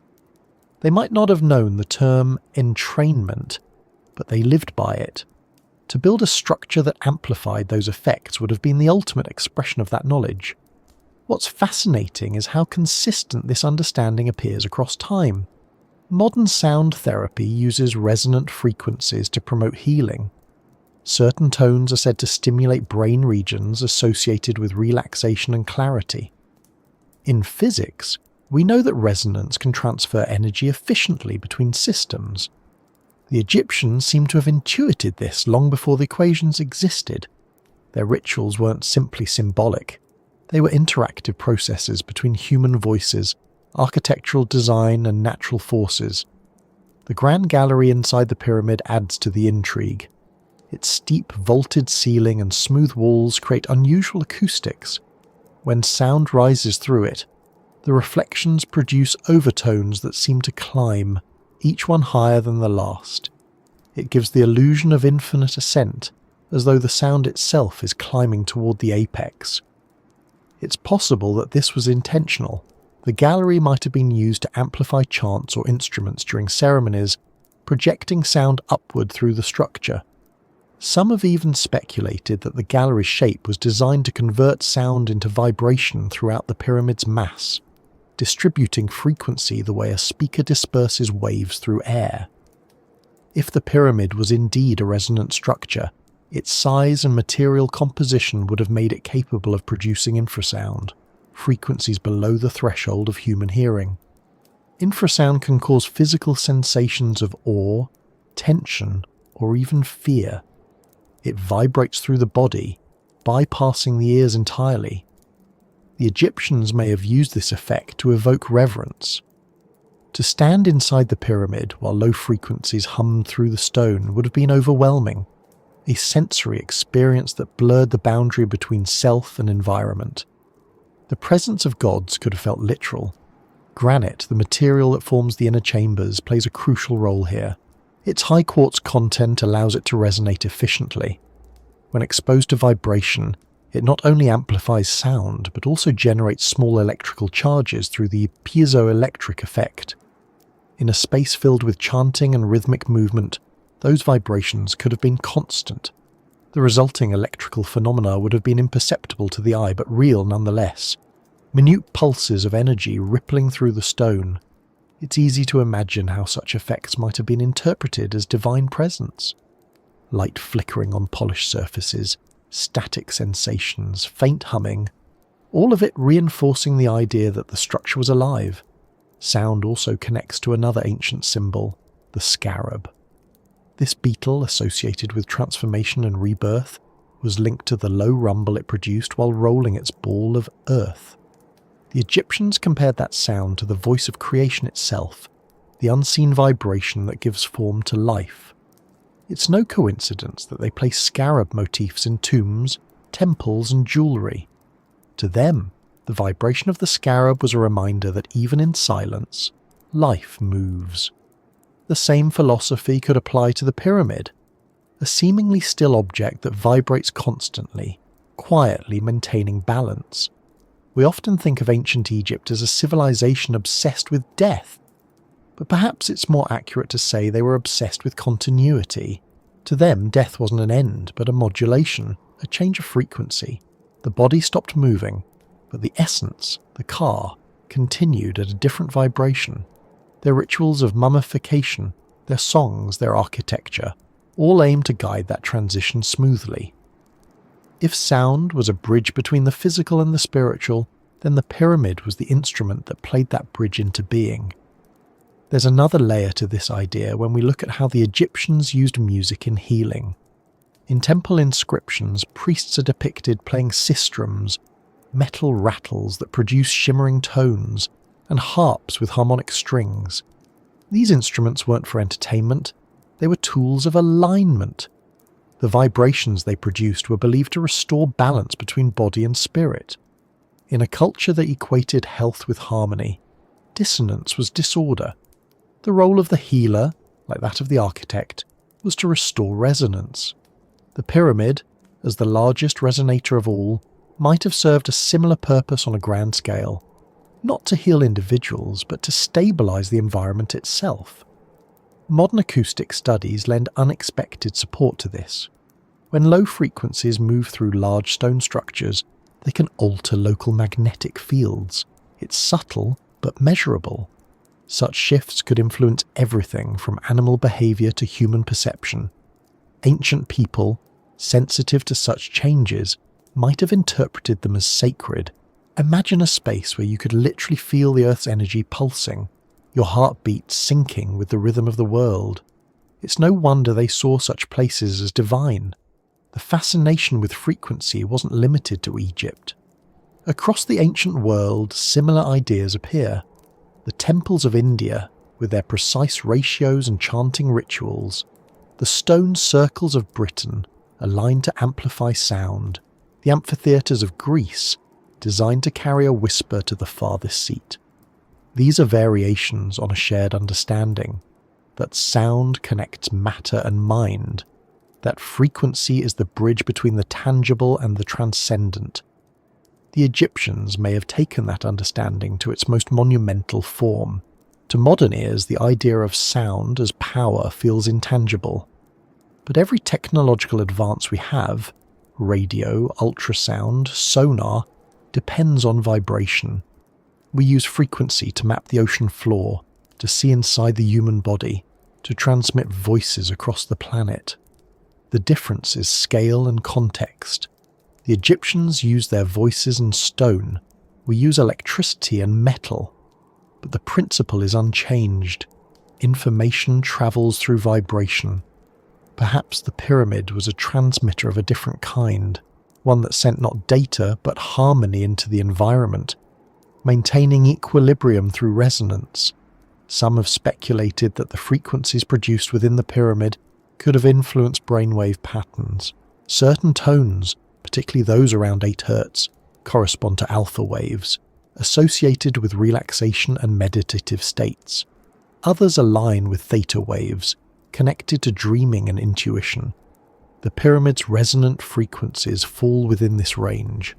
It's possible that time spent within its chambers induced altered states of consciousness, not through mysticism, but through physics. The priests who entered those spaces might have experienced profound calm or clarity, interpreting it as communion with the divine. There's a subtle but important distinction here. If the pyramid was used for such experiences, it wasn't manipulating people. It was facilitating alignment, bringing human perception into harmony with natural frequencies. That's consistent with Egyptian philosophy. Their concept of Ma'at, the universal order, wasn't imposed, it was maintained. To live rightly was to remain in tune. Disruption was disharmony. The pyramid, as the greatest embodiment of order ever constructed, could have served as both symbol and mechanism of that principle. Inside the king's chamber, there's a granite box often called a sarcophagus. It's empty, undecorated, and too large to have been placed after construction. It must have been built in. When struck, it produces a deep tone that resonates throughout the chamber. Some visitors have tested it, hearing how its vibration merges with the room's frequency. It's less a coffin than an instrument, a resonant container that amplifies sound. Perhaps it was used not to hold a body but to hold vibration, to channel frequency into the space, to interact with the building's acoustic field. The idea seems fanciful until you hear it yourself. The tone lingers long after the strike, blending with the low hum of the room like a note held in eternity. Every part of the pyramid contributes to this orchestration. The corridors act as waveguides, the chambers as amplifiers, the materials as conductors. It's a system of resonance so intricate that it functions without moving parts. It's difficult to imagine that such effects were accidental. The Egyptians observed too closely, measured too precisely. They knew the value of sound as a shaping force, both in art and in ritual. If the pyramid was their greatest creation, it must have embodied their greatest understanding, that the universe is vibration and harmony is its highest form of order. Standing on the plateau now, you can almost hear it. Not an audible hum, but a sense of presence, a stillness that vibrates faintly against perception.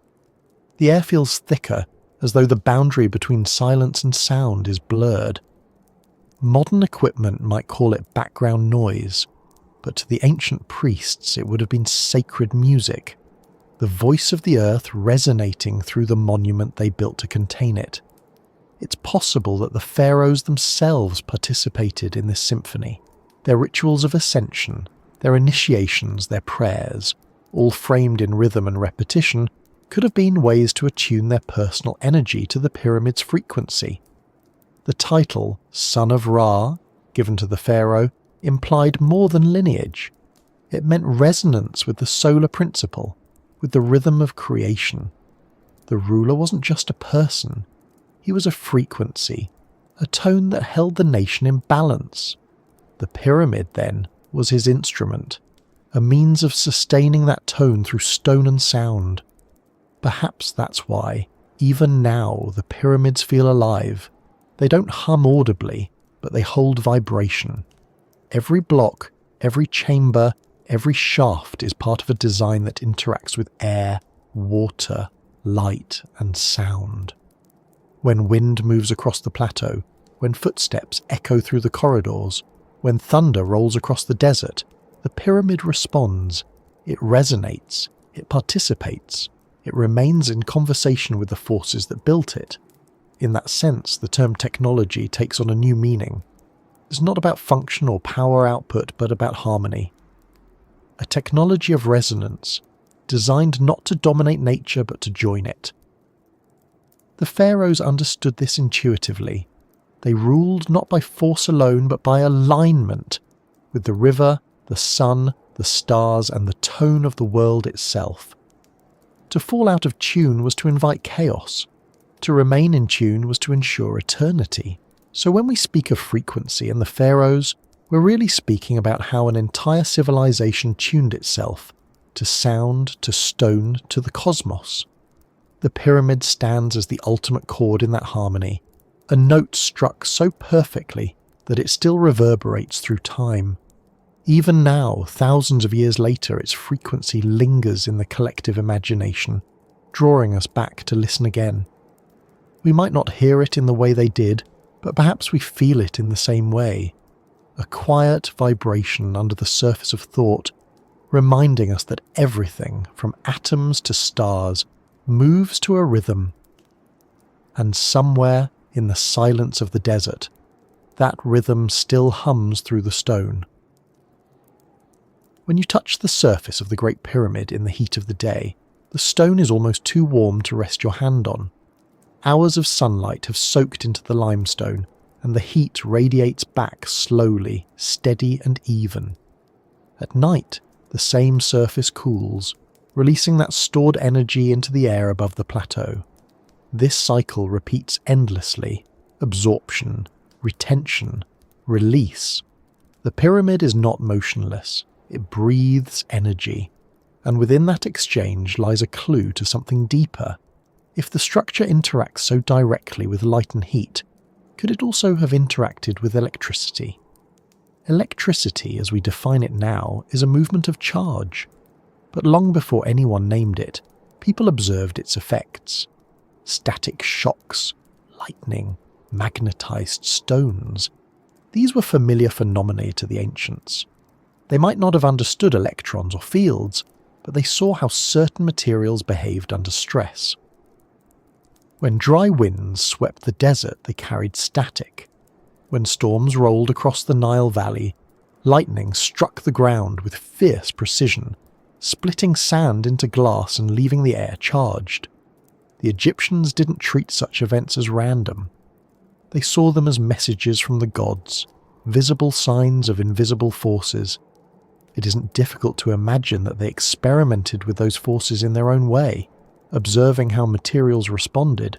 Granite, one of their favoured building stones, is rich in quartz and feldspar, both of which are capable of generating electric charge under pressure. This is known today as the Piezoelectric effect. When a material like quartz is compressed or struck, its internal structure shifts slightly, causing electrons to accumulate on one side and positive charge on the other. It's the same principle behind modern sensors and crystal oscillators. The granite used inside the Great Pyramid would have behaved in the same way. Every vibration, every sound wave, every tremor from the earth beneath would have created tiny pulses of current within the stone. On its own, that charge is minuscule, but scaled up to thousands of tons of granite, connected through contact and pressure, the result could be measurable. This concept, that the pyramid could have generated or influenced electrical energy, is not new. It has been discussed, dismissed and revived many times, yet it persists because the materials and geometry make it plausible. The outer casing of fine limestone, now mostly gone, was slightly insulating, while the inner granite chambers were conductive. Between them lay layers of coarse limestone, more porous and rich with minerals. Together they form a structure reminiscent of a capacitor, a device that stores and releases electrical charge. If the Earth itself provided a source of potential through moving groundwater or natural static, the pyramid might have acted as a giant battery, accumulating and stabilizing that energy. The Nile played a critical role in this. Its annual floods saturated the ground beneath the plateau. As the water receded, minerals and salts were left behind, increasing the conductivity of the soil. In effect, the pyramid sat on a naturally charged foundation. If any structure could have tapped into that, it would have been this one. The Egyptians didn't need wires or copper coils to harness subtle electricity. They had stone, geometry, and an intuitive grasp of the forces that move through the natural world. In ancient texts, the Egyptians referred to certain temples as places of life, where divine energy was said to flow.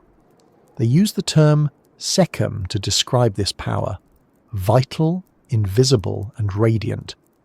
In later periods, the same word came to mean strength, authority, or power itself. It's tempting to draw parallels between Sekhem and what we now call energy. Both are unseen yet observable through their effects. The Egyptians built their civilization around understanding and balancing this flow. The pyramid, the largest Sekhem device ever made, could have been designed to interact with the same force, not metaphorically but physically. To explore how that might have worked, we can look at what happens when electromagnetic energy interacts with shape. Certain forms, cones, spheres, pyramids, focus or distribute fields in specific ways. Modern experiments have shown that pyramid-shaped cavities can concentrate electromagnetic energy at their centres and bases. The effect is subtle but real, caused by how waves reflect within confined geometries. When researchers modelled the Great Pyramid's dimensions and simulated electromagnetic waves passing through it, they found that the structure-focused energy in particular chambers, especially the one corresponding to the King's Chamber. The wavelengths that produced this resonance were roughly in the range of radio frequencies. It's unlikely that the Egyptians were transmitting signals, but the physics suggests the pyramid could indeed concentrate energy naturally. Inside that central chamber, the granite beams overhead are immense, dozens of tons each. They rest tightly against one another, bearing the weight of the entire structure. The pressure between them would have been enormous, creating the ideal conditions for piezoelectric activity. Each tiny vibration from the earth below, or sound from rituals within, could have generated microcurrents through those beams. Over time, those currents might have travelled along the stone surfaces, interacting with the electromagnetic environment. If you imagine the pyramid as a slow, steady accumulator, charging during the day as sunlight heated the air and discharged at night as the temperature dropped, the idea of an electrical rhythm emerges. The structure may have pulsed faintly, following the daily cycles of the planet. Some evidence supports the idea that the builders were aware of these effects, even if they didn't describe them in scientific terms. They paid obsessive attention to the positioning of materials.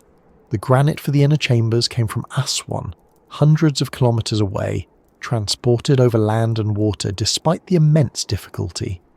They could have used local stone, but they didn't.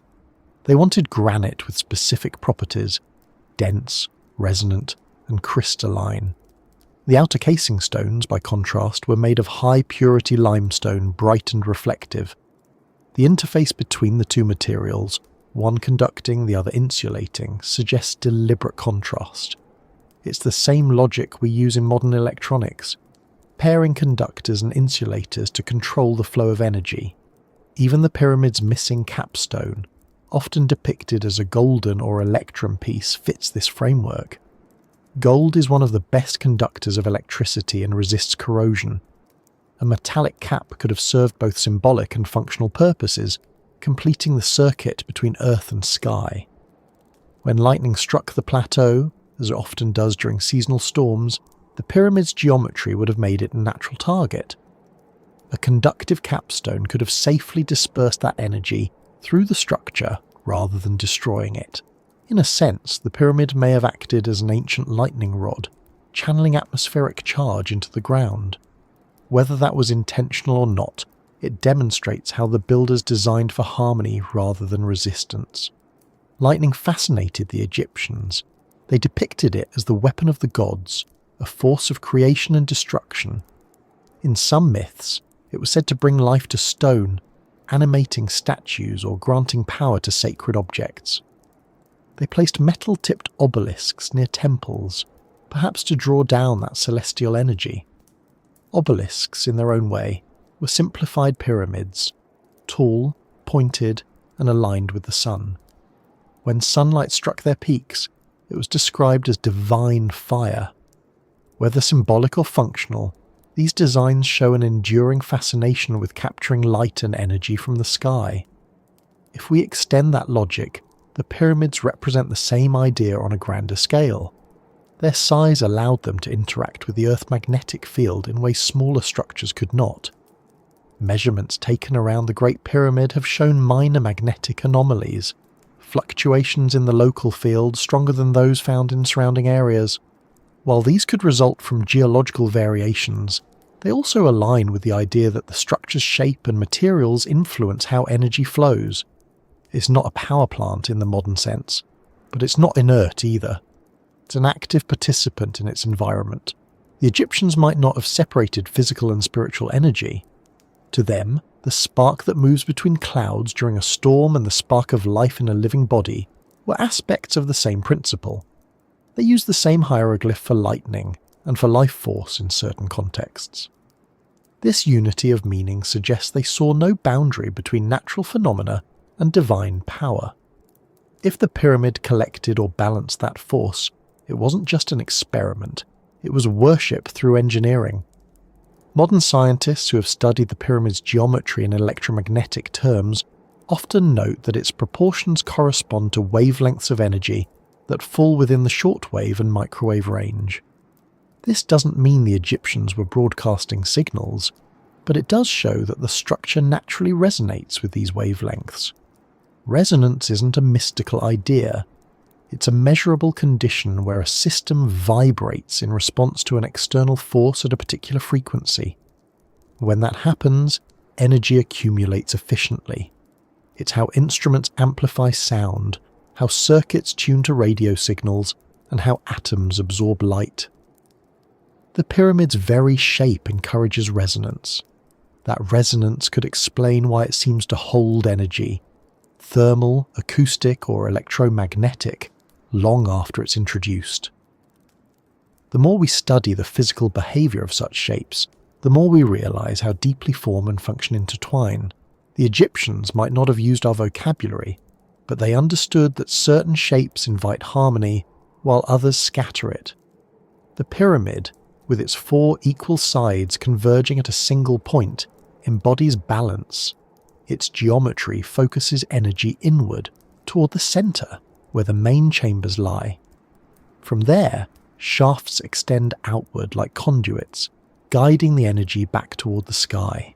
It's an elegant symmetry, collection and release, earth and heaven, matter and light. We can imagine the rituals that may have accompanied this process. At dawn, when the air was cool and charged, priests would ascend the causeway, carrying offerings to greet the rising sun. Their chants, tuned to specific tones, would fill the chambers with vibration. The heat of day would build, energizing the stone. By evening, the pyramid would radiate warmth, its surface glowing in the fading light. And as night fell, the energy would flow downward, through stone and soil, returning to the earth that had given it. It's not electricity as we define it, but it is a circuit, a continuous exchange between source and receiver. Some artifacts found near temple complexes suggest that the Egyptians experimented with forms of static electricity. The so-called Baghdad battery, discovered in Mesopotamia but often discussed alongside Egyptian finds, shows that ancient peoples knew how to produce small electric currents using metal, clay, and acidic liquids. While there's no direct evidence of similar devices in Egypt, depictions in temple carvings show objects that resemble bulbs, wires, and serpentine filaments. Scholars interpret these as symbolic, representing divine light. But in a culture that saw no separation between symbol and function, the distinction might not matter. Light, after all, is both metaphor and energy. The idea that the pyramid harnessed electricity in some form isn't about imagining generators hidden under the desert. It's about recognizing that ancient builders may have understood the natural electrical properties of materials and used them intentionally. They didn't need to invent power. They worked with what already existed. By building with conductive stone, aligning the structure to magnetic north, and situating it over mineral-rich ground, they created a system that responded to its environment. The pyramid was not a battery to run machines. It was a stabilizer, balancing electrical potential the way it balanced geometry. Modern engineers studying sustainability might recognize the same principle in contemporary architecture. Buildings that regulate heat, channel airflow, and interact with natural energy cycles are considered advanced. The pyramids were doing that thousands of years ago. Their massive stones absorb heat by day and release it at night, moderating temperature extremes. Their alignment with wind patterns minimizes erosion. Their base distributes pressure evenly, resisting time. Every feature serves both symbolic and functional roles. That's what makes them so enduring. They are machines of equilibrium. When you walk along the base of the Great Pyramid today, you can still see fragments of the original casing stones. Under the sun, they gleam faintly, as if holding on to a trace of their ancient brilliance. Imagine the full structure as it once was: white, reflective, electrified by sunlight, topped with gold. It would have been impossible to ignore, a luminous mountain radiating energy into the sky. Even from miles away, travellers approaching along the Nile would have seen it shimmering, alive with light. The name the Egyptians gave it, Iket, means glorious light. The connection between brilliance and power is built into the language. To them, illumination wasn't metaphorical. It was literal energy. It's easy to see why later generations saw the pyramids as supernatural. When a structure responds to its environment so perfectly, it appears alive. Even now, scientists studying the thermal behavior of the Great Pyramid have observed temperature differences along its surface that suggest uneven heat distribution, possibly due to internal cavities or material properties. Those fluctuations are small, but they give the impression of movement, like breath through stone. It's a reminder that energy never disappears. It changes form, flows, and returns. The Egyptians lived by that truth. They watched the sun rise and set, the river flood and recede, the stars appear and vanish. Everything was a cycle. The pyramid, absorbing sunlight and releasing heat, vibrating with the earth and responding to the sky, was part of that same cycle. Its electric nature wasn't confined to charge or current. It was the very principle of transformation: light into heat, sound into vibration, stillness into motion. The builders didn't separate these forces, they unified them. To stand near the pyramid now, at twilight, is to feel that unification. The stone is cooling, but slowly. The air shifts, carrying faint static as the temperature drops. The sand crunches softly underfoot.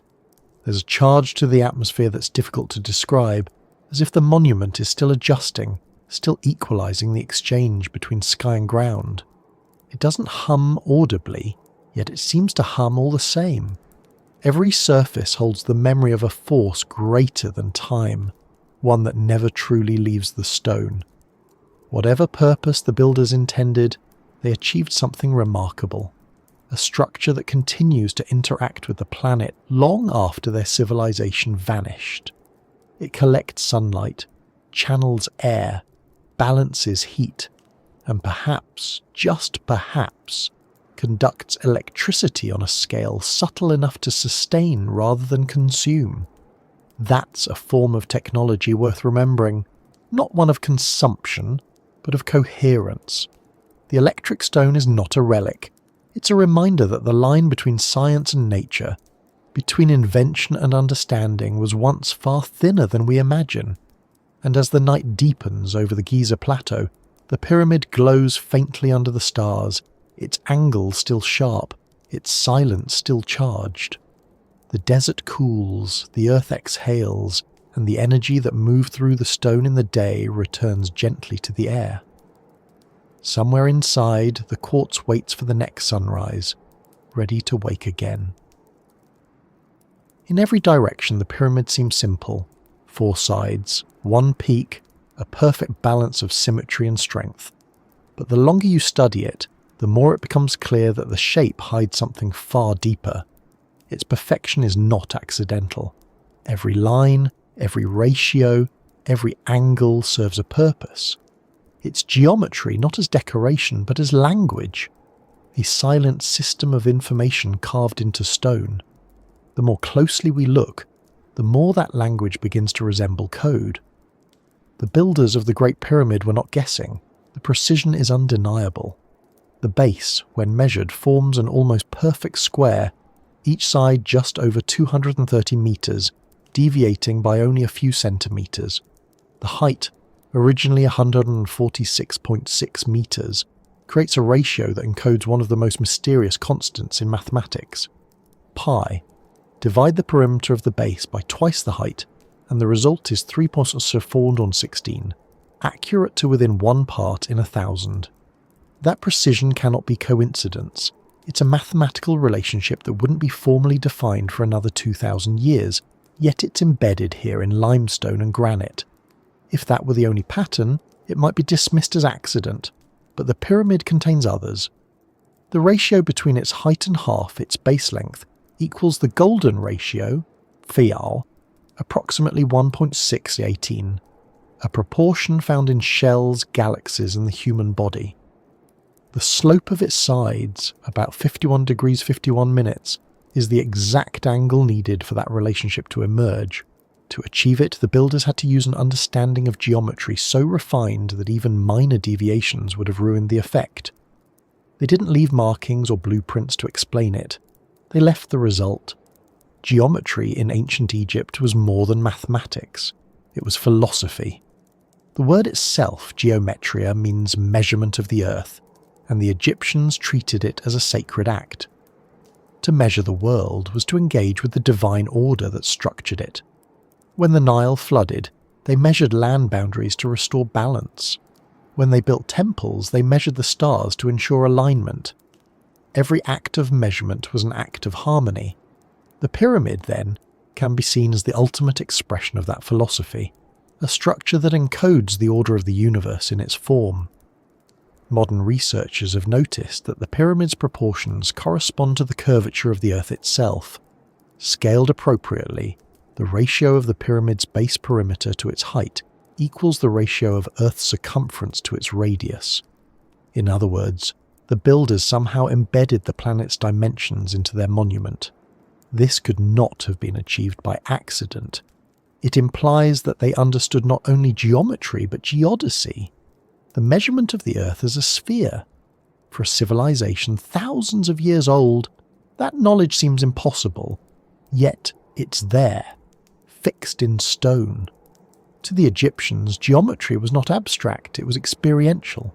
They observed how patterns repeated in nature, the spiral of a plant, the symmetry of crystals, the orbit of stars, and replicated them in their designs. They saw shape as the physical expression of law, a way to connect heaven and earth.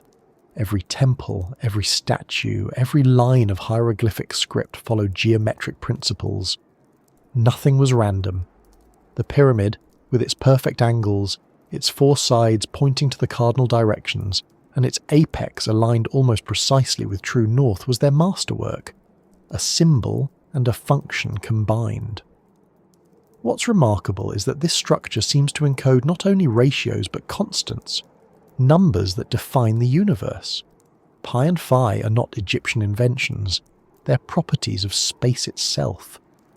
By embedding them in the pyramid, the builders created a structure that mirrors the natural laws of existence. It's as if they wrote those laws into architecture, so that even if memory failed, the mathematics would remain. That's what makes it code. It carries meaning independent of language, transcending culture and time. Anyone capable of measurement can read it. The question is whether the builders knew what they were encoding. Some argue they simply discovered these relationships by trial and error, following aesthetic intuition rather than scientific reasoning. Yet that explanation feels incomplete. The consistency across Egyptian architecture suggests intention. Their temples, tombs, and monuments all follow harmonic ratios. Their art reflects the same sense of balance. It's not random beauty, it's systematic design.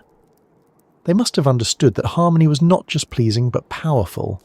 That proportion could affect not only perception, but behavior of energy and matter. Geometry influences how structures distribute stress, how sound travels, how light reflects. The Great Pyramid's shape minimizes erosion and maximizes stability.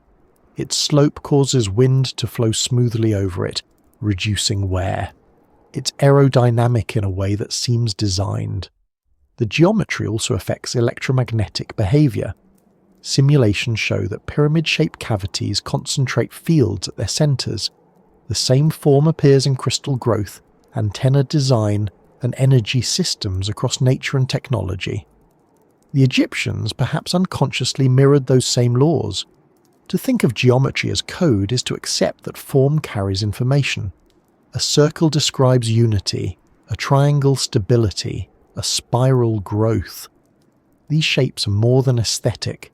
They are data, expressing how energy moves through the world. When the Egyptians chose the pyramid, they chose the most stable form in 3 dimensions, one that connects a vast base to a single point. That connection between the many and the one between matter and focus recurs throughout their philosophy. It's the structure of their cosmos, their religion, and their society. The pharaoh stands at the apex, the people form the base, and between them flows order. The pyramid is both model and message. Some researchers have gone further, suggesting that the pyramid encodes astronomical information as well. Its alignment to the cardinal points is so precise that it likely served as a reference for mapping the stars. The internal passages align with specific celestial targets: the pole star, Orion's belt, Sirius. These alignments are not arbitrary. They mark times of year, positions of the heavens, and perhaps cycles of precession that span thousands of years. The pyramid thus becomes a kind of clock, not for days or years, but for epochs.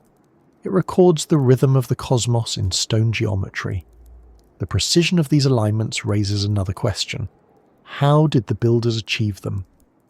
Without modern instruments, they relied on observation, but observation refined over generations. They watched the rising and setting of stars, marking their positions with poles and sighting lines. By tracking shadows and reflections, they could determine angles to astonishing accuracy. This was not guesswork. It was systematic, patient science. The geometry of the sky applied to the earth.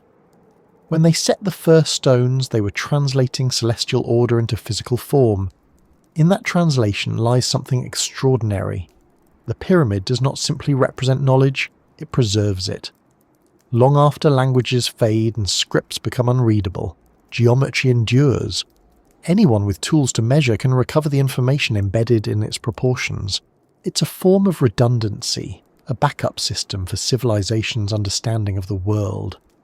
When you look at it that way, the pyramid isn't just a monument, it's a message, encoded for future readers, perhaps even for us. Some have speculated that the builders might have intended it that way, anticipating the loss of knowledge over time. The ancient Egyptians were acutely aware of decay. Their entire culture revolved around preservation, of bodies, names, and order itself. They believed that everything tended toward dissolution unless maintained through ritual and design. To encode knowledge in stone was to defy that tendency, to ensure continuity beyond memory. The pyramid achieves that perfectly. Its geometry doesn't erode with understanding. It persists, silently broadcasting its ratios to anyone who asks the right questions. Modern technology mirrors this approach. We encode information in shapes too: microchips, circuits, optical paths. Data is geometry. The Egyptians may have used stone instead of silicon, but the principle is the same. Patterns carry meaning. The difference is that their code operates on the scale of the planet. It's visible from orbit, aligned with global constants, resistant to time.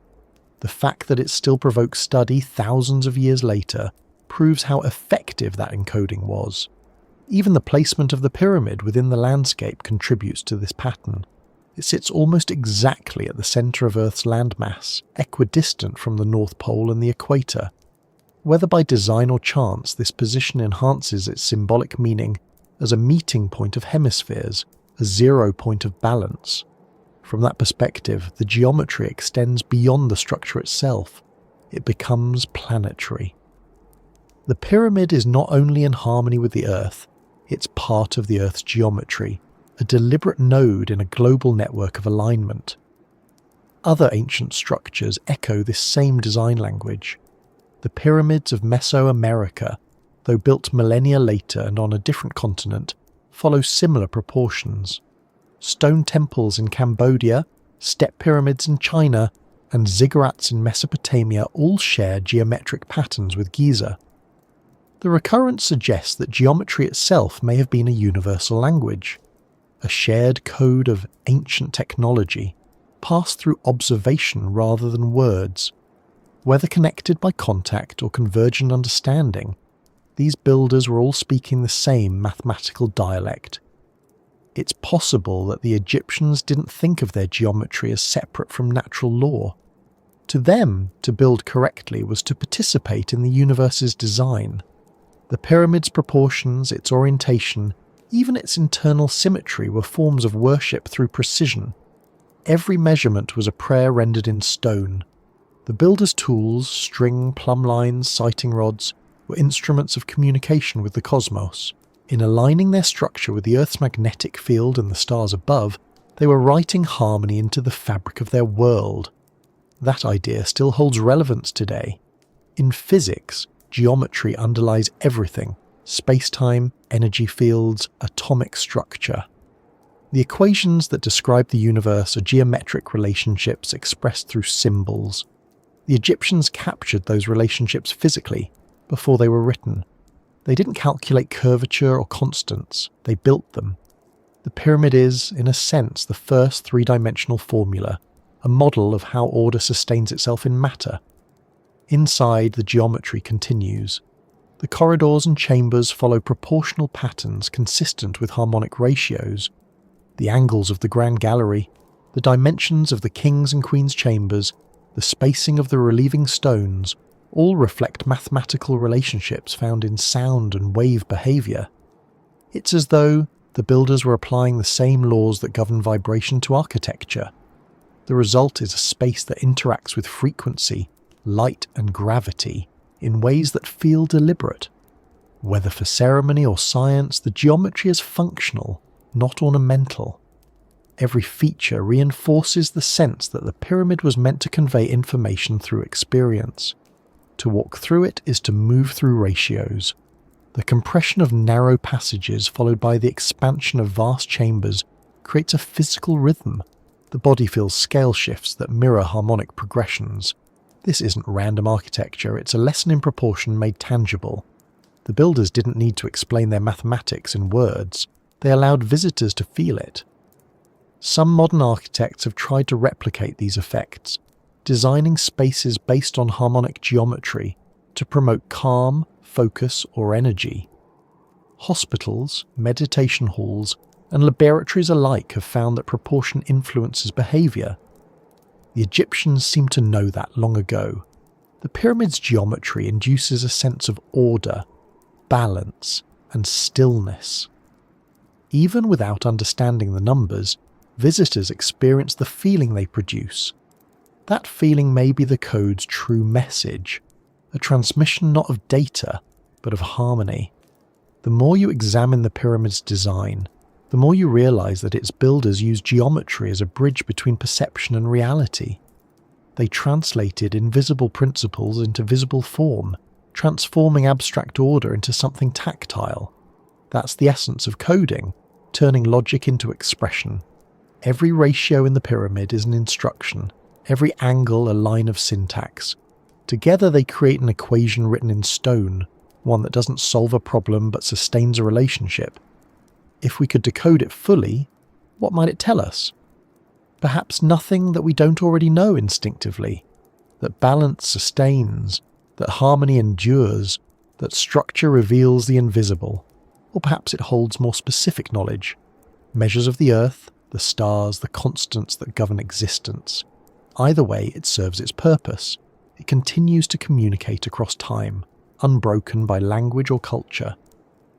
As daylight fades and the pyramid's edges blur into the horizon, the geometry remains.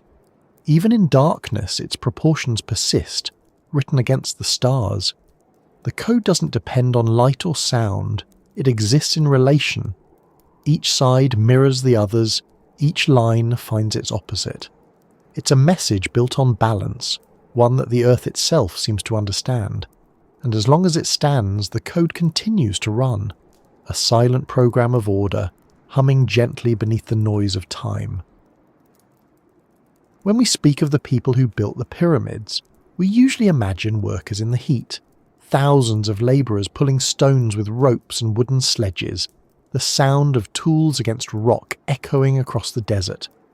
That image is accurate in part, but it misses something fundamental. It tells us how the pyramids were built, not who truly created them. The real architects were not only engineers but philosophers. They weren't just building for their time, they were building for all time.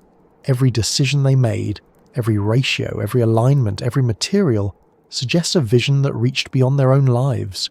They were, in the truest sense, architects of forever.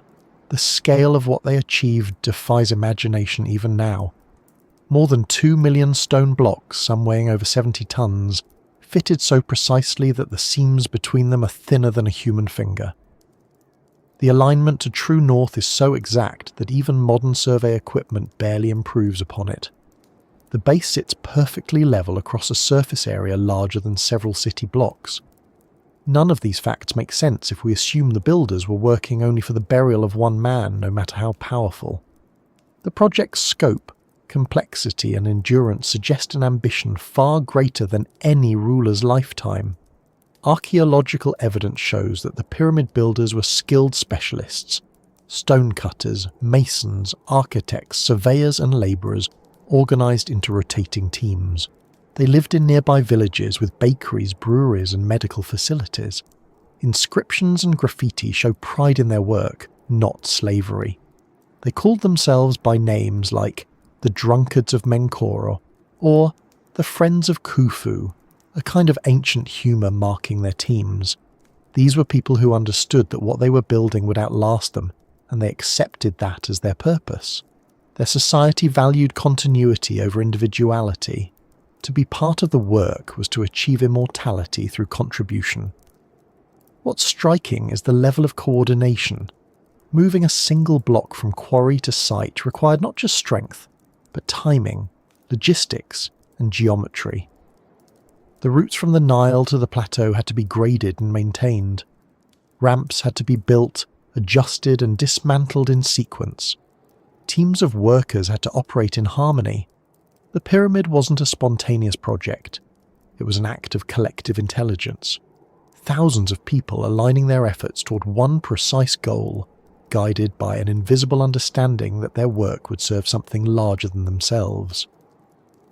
The architects who designed the pyramid worked within a worldview that saw no boundary between engineering and spirituality. To them, building a structure in harmony with the cosmos was a sacred duty. Their measurements were prayers, their alignments offerings. The pharaoh who commissioned the pyramid was not simply a ruler demanding a monument, but a figure embodying cosmic order. His role was to maintain balance between heaven and earth, and the pyramid was the physical manifestation of that balance.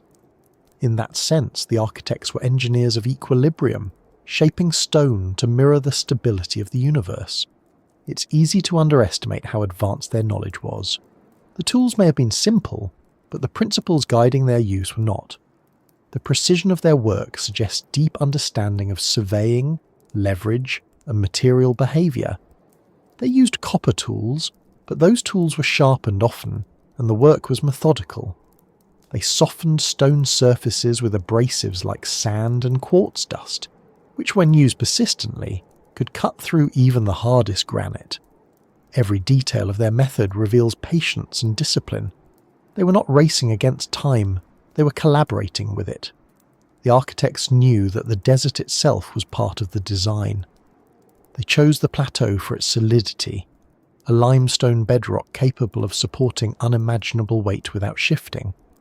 They aligned the pyramid with the stars, but also with the land. Each side faces one of the cardinal directions, grounding the structure in both geography and astronomy. The choice of site was strategic too, positioned to catch the light from dawn to dusk, to be visible from the river and the horizon. It was meant to be seen from everywhere, a point of orientation in both physical and symbolic space. In their calculations, the architects seem to have combined observational science with intuitive understanding. They didn't separate what we call physics from what we call philosophy. The same people who measured shadows to find true north also recited hymns to Ra, the sun. The same builders who laid out the base with rope and plumb lines also made offerings to the gods of balance. To them, the act of measurement was sacred because it aligned human intention with the order of the cosmos. That unity of purpose explains why their structures feel alive. They weren't built merely to stand, they were built to participate in the ongoing rhythm of creation. When we think about their motivation, it's tempting to view it through modern eyes: power, prestige, legacy. But for the ancient architects, permanence was not vanity, it was obligation. In their worldview, the world itself could descend into chaos if order wasn't maintained. Every year, the Nile's flood brought life, but also uncertainty. Every sunrise reaffirmed cosmic stability. Building the pyramid was an act of assurance, a physical statement that order would endure. It wasn't enough to pray for balance, they had to build it. We sometimes imagine the architect as a singular genius, one person designing what others execute. But in Egypt, architecture was collective. Knowledge was shared through apprenticeship and ritual. The master builder didn't merely teach technique, he transmitted a worldview. The proportions of the pyramid, the angles, the materials, all reflected a philosophy passed down through generations. The structure we see is the visible tip of an invisible continuity of knowledge. In that sense, the real architect of the Great Pyramid isn't one man, but an entire civilization speaking with one hand. The project's success required not only technical skill but social harmony. Coordinating thousands of workers without modern machinery demanded precision and trust. Archaeological findings show evidence of fair treatment. Workers housed, fed, and cared for. Injuries were treated. Bread and beer rations were distributed daily. This wasn't slave labour, it was national purpose. The workers' community, often called the Pyramid City, was itself a masterpiece of organisation, with granaries, workshops, and even administrative offices. Every function, from quarrying to logistics to food supply, was part of a single system operating in balance. That unity mirrors the pyramid's design. Just as each block supports the others, each worker supported the whole. It's an architectural metaphor for civilization itself, strength through interdependence. When we look at the pyramid, we see not only the mastery of stone, but the mastery of cooperation. The architects understood that permanence required more than material stability. It required social alignment. The stones endure because the people who placed them did their work with precision and shared purpose. The design process itself likely involved levels of planning we can barely imagine. To maintain such perfect proportions over massive scale, the architects must have used a grid system, reference points, and visual checks that accounted for curvature of the Earth and material variance. They measured with rope and rod, but those tools were extensions of a deeper knowledge of ratio. They didn't need written formulas to understand geometry. They could see it in the world around them. The stars above provided fixed points, the horizon provided symmetry, the sun provided calibration. Their tools were simple, but their system was complete. What they built has lasted longer than any dynasty, empire, or modern nation. The pyramid has survived earthquakes, erosion, invasions, and neglect. It's outlasted the language of its makers, their gods, their descendants, and the names of nearly every builder involved. Yet it remains almost exactly as they intended. The stones still aligned. The geometry still precise. That longevity was not a byproduct. It was the point. They designed not for centuries but for eternity. Their architecture wasn't temporary expression. It was continuity made visible. To call them the architects of forever is not exaggeration. They built with materials and proportions that resist decay. The limestone casing reflected heat, protecting the inner core from temperature fluctuations. The granite interior absorbed stress evenly, distributing weight through compression rather than tension. The base rested on bedrock that doesn't shift. Every design choice favoured endurance. The architects didn't just understand time, they designed against it. They built in a language that doesn't age. Their work suggests an awareness of legacy beyond physical survival. They must have known that future generations would look upon the pyramid and wonder. That awareness is itself a form of genius, the ability to speak to people thousands of years away. Most monuments are made to commemorate the past. The pyramid was made to communicate with the future. Its geometry, its precision, its alignment, all carry messages that transcend language. The architects weren't just preserving memory, they were preserving comprehension. The mystery of their knowledge persists because their civilization valued secrecy as part of preservation. Sacred knowledge was transmitted within temples, guarded by priesthoods. Geometry, astronomy, and engineering were intertwined with ritual. That protection ensured continuity, but also obscured the origins of certain ideas. We don't know exactly how they determined the golden ratio or measured true north, because those methods were never written plainly. They didn't separate science from sacred practice, so the knowledge was encoded in ceremony, not text. That's why we're still decoding their work. Every aspect of the pyramid's design reflects hierarchy of meaning. The base represents the material world, stable and enduring. The middle tiers represent ascent, the process of alignment between human and divine. The apex represents unity, the point where all directions meet. That structure mirrors not just their cosmology, but their society. The pharaoh stood at the apex, connecting his people to the heavens, but his authority was supported by the base, the labour, knowledge, and faith of the population. The pyramid wasn't only a tomb or a temple, it was a model of civilization frozen in form. In modern terms, we might call this a systems approach, an understanding that structure, behaviour, and function are inseparable. The architects didn't design a building, they designed a dynamic relationship between people, planet, and cosmos. Their technology wasn't mechanical, it was conceptual. They harnessed human cooperation, geological stability, and celestial alignment into one coherent system. That's why the pyramid still feels alive. It's not a static object, it's an interaction frozen in equilibrium. Their ability to maintain precision across massive scale remains one of the greatest mysteries in engineering. Cutting, transporting, and placing millions of stones without advanced machinery seems impossible. Yet the evidence suggests a system of ramps, levers, and counterweights applied with relentless accuracy. The architects optimized every step, using the simplest possible means to achieve impossible results. That efficiency itself is a form of technology, a mastery of natural forces rather than dependence on artificial ones.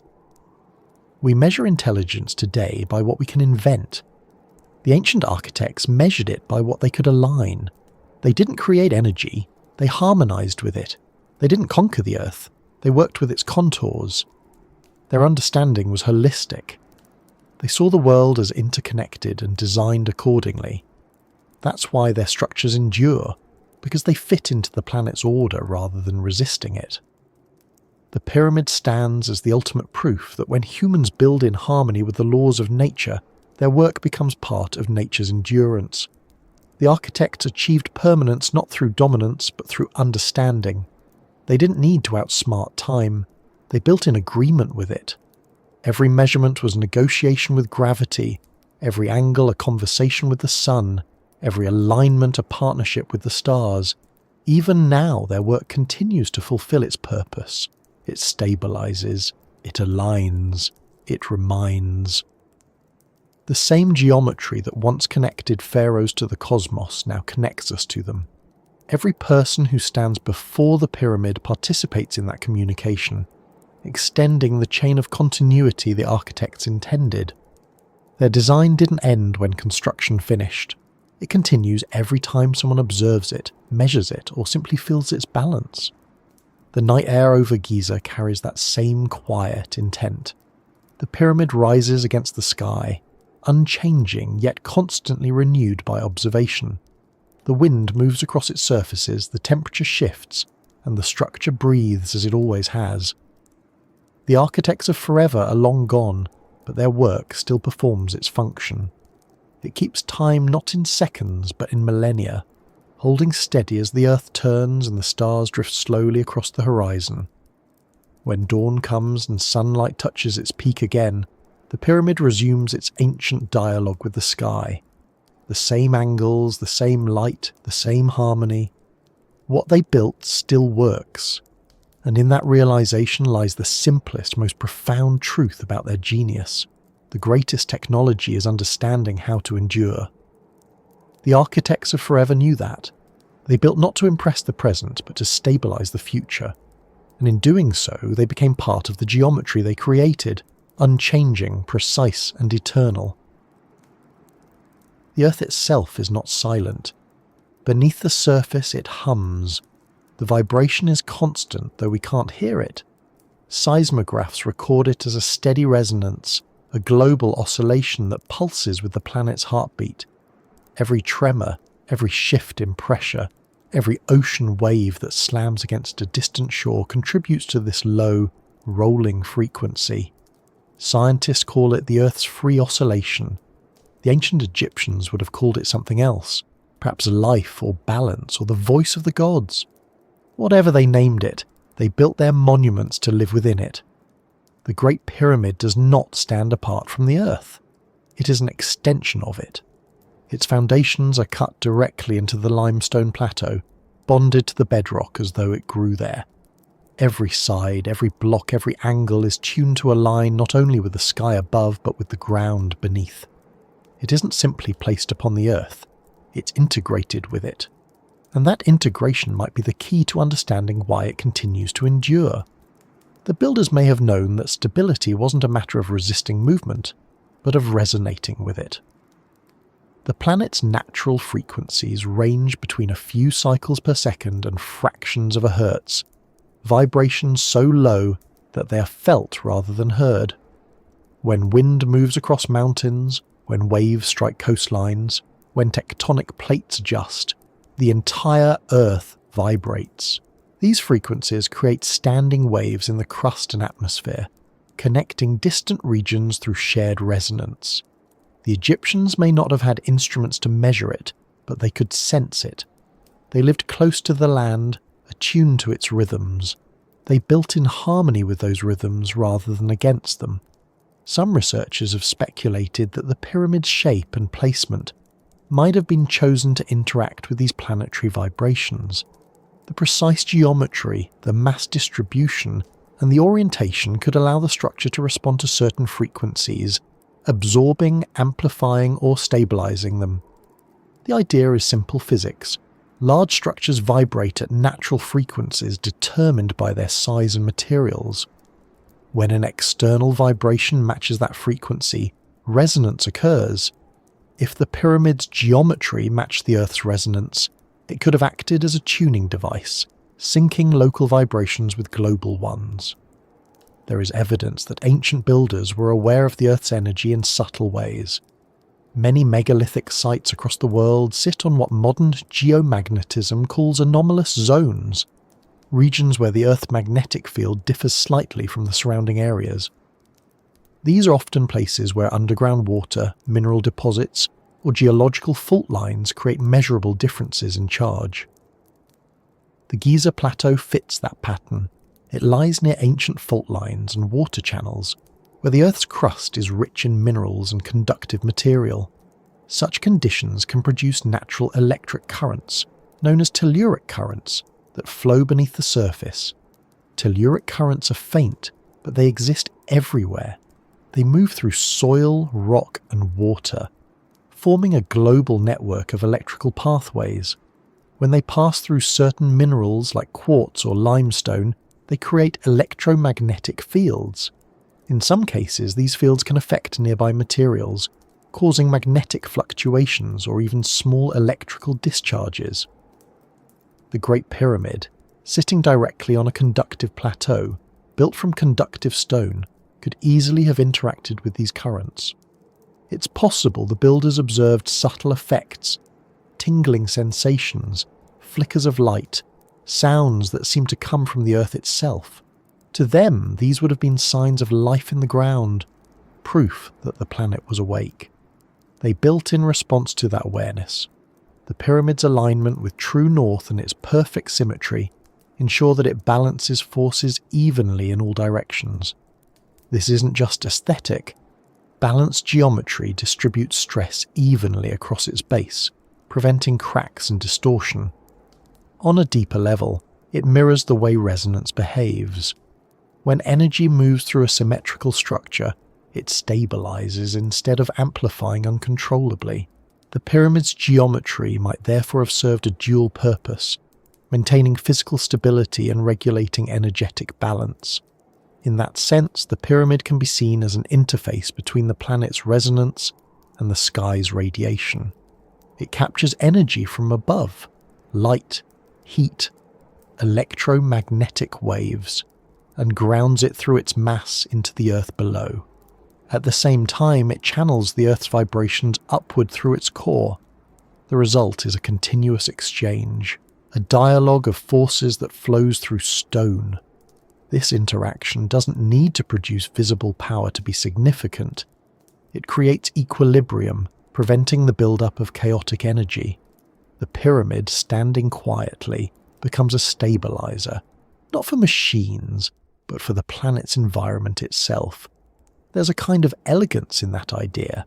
If true, it means the pyramid's purpose wasn't to store wealth or display power, but to maintain harmony. It wasn't a tomb, it was an instrument, a resonator designed to keep the Earth in balance. Even if that interpretation stretches beyond evidence, it fits the logic of the civilization that built it. The Egyptians believed that the world survived only through constant renewal. Every sunrise, every flood, every ritual reaffirmed order. To them, disorder wasn't a theoretical risk.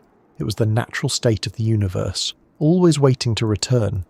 The pyramid may have been their greatest tool to resist that return. The connection between geometry and resonance isn't limited to the physical. It extends to perception. When people enter the pyramid, many describe a sense of quiet pressure, as though the air itself is vibrating.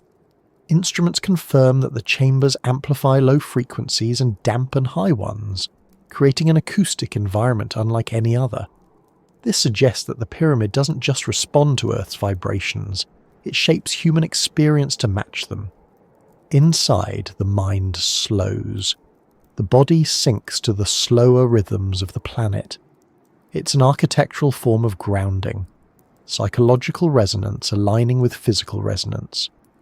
That relationship between human and earth might have been part of the builder's design. The Egyptians viewed humanity as part of the cosmic order, not separate from it. Their rituals, agriculture, and governance all depended on maintaining alignment with natural cycles. By building a structure that resonated with the planet, they may have sought to bring themselves into resonance as well. The pyramid could have been both a physical stabilizer and a spiritual calibration device, a place where human consciousness could attune to the deeper harmonics of existence. It's not difficult to imagine how they might have discovered such principles. Long before formal science, people observed how vibration shaped the world. Sand on a drumhead forms patterns when sound passes through it. Water ripples in response to movement. Wind creates tones when it moves through narrow spaces. These natural demonstrations of resonance would have been familiar. The Egyptians might have scaled them up, applying the same laws to stone and earth. The pyramid, in that view, is not a mystery but an experiment, an attempt to translate small patterns of harmony into a planetary scale. Modern measurements support the idea that the Earth has specific frequencies of vibration, known as Schumann resonances. The lowest of these occurs at about 7.83 Hz, a slow, steady pulse that some studies suggest affects human brainwaves. It's the background rhythm of the planet, created by lightning discharges between the surface and the ionosphere. Every living creature exists within it, bathed in its constant beat. The Egyptians, with their focus on balance and repetition, may have been more attuned to this than we are. If the pyramid resonates with or amplifies these frequencies, it would have been a perfect place for meditation or ritual, a chamber where one could literally feel the pulse of the world. The resonance theory might sound abstract, but it has physical roots. Every material has a natural frequency determined by its density and elasticity. When vibration at that frequency passes through it, energy is absorbed efficiently. The pyramid's combination of limestone and granite gives it multiple overlapping frequencies, making it responsive to a broad range of vibrations, from the deep rumble of the earth to the faint hum of wind. In effect, the structure acts like a filter, absorbing disruptive energy and stabilizing its surroundings. This could explain why the pyramids, unlike many other ancient monuments, have survived earthquakes and centuries of weather with minimal damage. Their geometry disperses vibration rather than fighting it. The idea that the Earth and the pyramid are connected through resonance blurs the boundary between architecture and environment. It suggests that the builders understood the planet as a living system and designed their structures as organs within it, each one fulfilling a function that contributes to the whole. The temples along the Nile, the obelisks, the pyramids, all aligned along specific latitudes, forming a network of energy and information. Whether intentional or coincidental, the pattern exists. The placement of these sites corresponds with lines of magnetic and gravitational balance. It's as though the entire landscape was tuned to resonate together. There's an ecological intelligence in that worldview. The builders weren't imposing their will upon nature, they were collaborating with it. Every measurement, every angle, every placement respected the environment's inherent rhythm. They didn't extract energy, they balanced it. That principle has been largely forgotten in modern technology, which tends to force results through dominance rather than harmony. The Egyptians built technology that could last because it worked with natural law instead of against it. If you could stand on the plateau during a sandstorm, you'd see how that harmony still plays out. The wind moves around the pyramid, never against it. The structure divides the current, splitting turbulence into smooth streams that rejoin on the far side. Even in chaos, it generates order. The sand slides down its sides, the air cools in its shadow, the storm disperses. It's a microcosm of the principle the builders lived by, stability through design. On a planetary scale, that stability matters. Resonance is not static. It changes with environmental conditions. As the Earth's magnetic field shifts and solar radiation fluctuates, the planet's frequencies vary. If ancient structures were built to harmonize with those frequencies, Their purpose might have been to help maintain coherence, to anchor resonance as external conditions changed. In that sense, the pyramids are not relics of the past, but functional components of the Earth's ongoing equilibrium. We may never know whether the builders understood resonance in the scientific sense, but their results speak for themselves. They created structures that interact with their environment across millennia, that respond to vibration, temperature, and light with grace rather than decay. The same principles govern ecosystems, weather patterns, and even biology. Everything that endures does so by adapting to resonance rather than resisting it. The pyramids embody that truth. They are not inert masses of stone, they are instruments tuned to the Earth's key. The concept of a resonant Earth changes how we think about civilization itself. It suggests that the ancients didn't see progress as a matter of invention, but of alignment. Their greatest achievements were not those that defied nature, but those that expressed it. The Great Pyramid is their ultimate statement, a monument that resonates not with ambition, but with understanding. It hums with the same rhythm that moves the oceans and the wind. It's part of the same symphony that we still live within, whether we notice it or not. As evening falls over the plateau, the ground cools and the wind drops.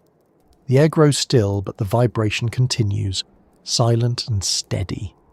The stars above move imperceptibly, and the pyramid remains perfectly aligned with them, as it has for thousands of years. Beneath it, the Earth's pulse flows through stone, through bedrock, through the water channels that have shifted and dried but never disappeared completely. The structure breathes with the planet. The resonance persists. Standing there, it's impossible not to feel a sense of continuity. The same frequencies that moved through the Earth when the builders placed the first stone are moving through it now. The same harmonics that shape the pyramid's balance still govern the planet's motion. The Egyptians may not have known the word resonance, but they lived by it. And through their architecture, they made it permanent. The pyramid continues to tune itself to the planet's vibration, a fixed note in the symphony of the Earth. In that way, their work still performs its purpose. It grounds chaos, amplifies order, and connects the human world to the rhythm of the world itself. The Earth resonates, the pyramid responds, and between them there is no gap, only harmony, sustained through time. That is what makes it eternal. It doesn't resist decay. It resonates with it. It doesn't silence the world. It sings with it. Long before the modern world drew a line between science and spirituality, the Egyptians saw no such division. What they called the divine wasn't separate from what we call the physical. The forces that moved the planets, the tides, and the human heart were all part of one system.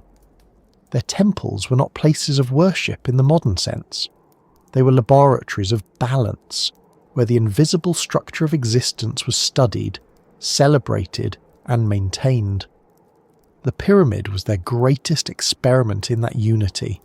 If the Earth was the body and the cosmos the mind, the pyramid was the bridge between them, their technology of the spirit. Everything the Egyptians built served a function beyond the physical. Their civilization thrived on correspondence. What happens in one realm echoes in another. The movement of the stars reflected the rhythm of the Nile. The flooding of the river mirrored the cycle of birth and death. To maintain harmony among these layers was to sustain life itself. When the balance faltered, chaos, what they called Isfet, returned. To prevent that, they built machines of order, not made of metal or circuits, but of stone and meaning. The pyramid, perfectly proportioned, perfectly aligned, was the ultimate stabilizer, a structure designed not just to last but to remind. We often think of technology as the manipulation of nature, the bending of materials to serve human intention. But the Egyptians approached it differently. To them, true mastery meant cooperation with natural law. The spirit, as they understood it, wasn't an abstraction. It was the unseen mechanism behind all form. To interact with that mechanism required precision, patience, and reverence. Their rituals, their architecture, their mathematics. All were tools for tuning the world's invisible machinery. Every prayer was a calibration, every chant a frequency adjustment, every stone a resonant component in a grand device built to sustain harmony between matter and essence. The pyramid's physical perfection was not vanity, it was necessity. They believed that spirit followed form, that the divine could only inhabit what was geometrically pure. The human body was a microcosm of that truth, balanced, proportioned, rhythmic. The architecture of Egypt mirrored those proportions. When they built to perfection, they believed they created a dwelling place for the eternal. The pyramid's geometry was not only mathematical but biological. It echoed the structure of cells, shells, and the very patterns of life. In that sense, it was alive before it was ever finished. To understand why the Egyptians built such structures, we have to understand how they defined existence.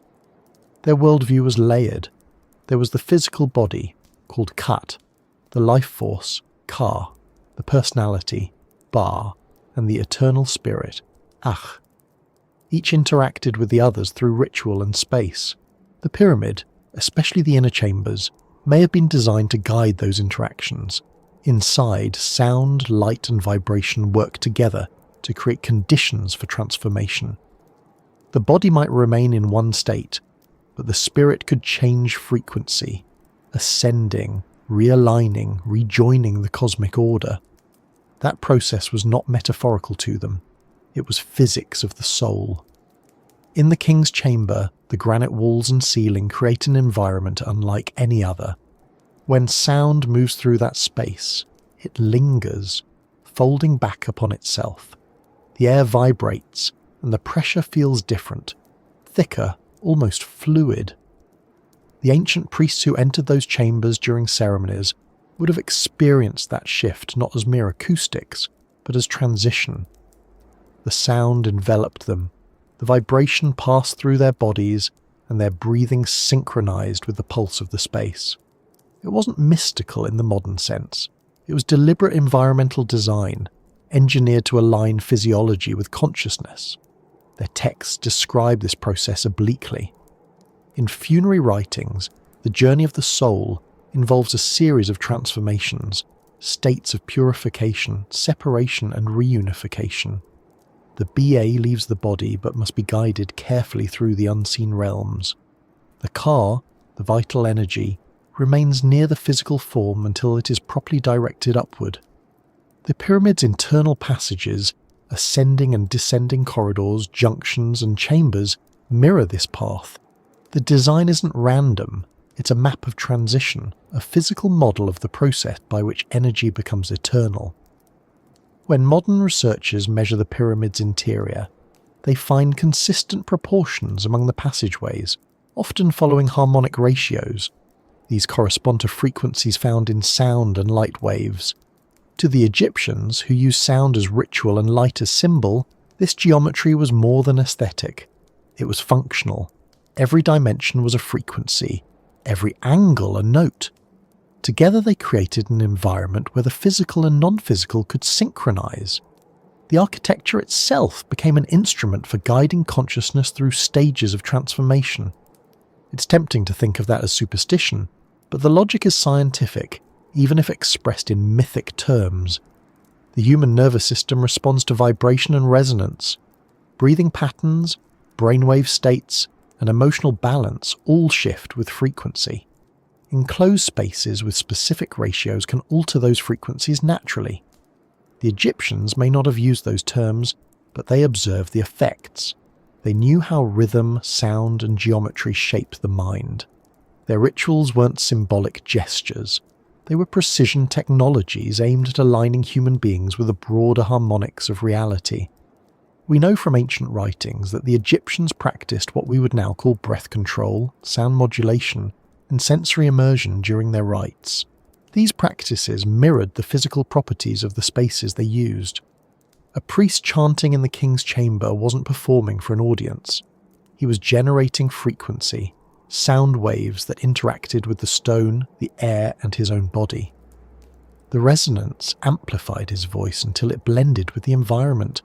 dissolving the boundary between subject and space. To the Egyptians, that was the moment of contact, the point at which the spirit touched the structure of creation. The pyramid's placement on the Giza plateau adds another layer to this idea. Its orientation with the stars, especially Orion and Sirius, connects it to cycles of rebirth in their mythology. The alignment ensured that light from those stars entered specific shafts at specific times. When that light fell upon the granite within, it interacted with the quartz, creating faint luminescence, a soft glow invisible under normal daylight. This interplay of starlight and stone might have been used in ceremony, a literal convergence of heaven and earth. The physical light became a carrier of spiritual information. The Egyptians would have seen this not as symbolic, but as the actual descent of cosmic energy into matter. This is where the idea of technology of the spirit becomes most literal. The pyramid functioned as a transducer, a device that converts one form of energy into another. It transformed vibration into resonance, light into alignment, physical presence into spiritual continuity. Every part of it worked toward that conversion. The outer geometry collected celestial patterns. The inner passages guided energy flow. The materials, granite, limestone, quartz, served as conduits for transformation. The rituals performed within completed the circuit, human consciousness acting as the final connection. When viewed this way, the pyramid was not just a monument, but a machine designed to maintain coherence between the visible and invisible worlds. It didn't generate power in the way we imagine electricity or light. It generated stability in the fabric of existence. The Egyptians might not have used the term frequency modulation, but that's what they were doing, adjusting the relationship between forms of energy through resonance. Their understanding of spirit was inseparable from their understanding of physics. They built one to serve the other. It's worth remembering that for them, spirit wasn't an abstract ideal. It was measurable through behavior. A stable kingdom, a successful harvest, a balanced climate. All were signs that the divine order was intact. The pyramid, as the central expression of that order, embodied the principle of Mayat: truth, balance, and harmony. The entire civilization depended on maintaining Mayat against the ever-present pull of chaos. In that sense, the pyramid's function extended far beyond ceremony. It was a stabilizer for society, a constant reminder that structure, physical or moral, was the only way to keep the universe coherent. Even today, the pyramid continues to perform that function in a different form. It still stabilizes thought. It still generates reflection. People stand before it and fall silent, not out of superstition but out of instinct. The shape itself commands stillness. It organizes perception. That is the hallmark of a true technology of the spirit. It doesn't require belief to function. Its presence alone alters the observer.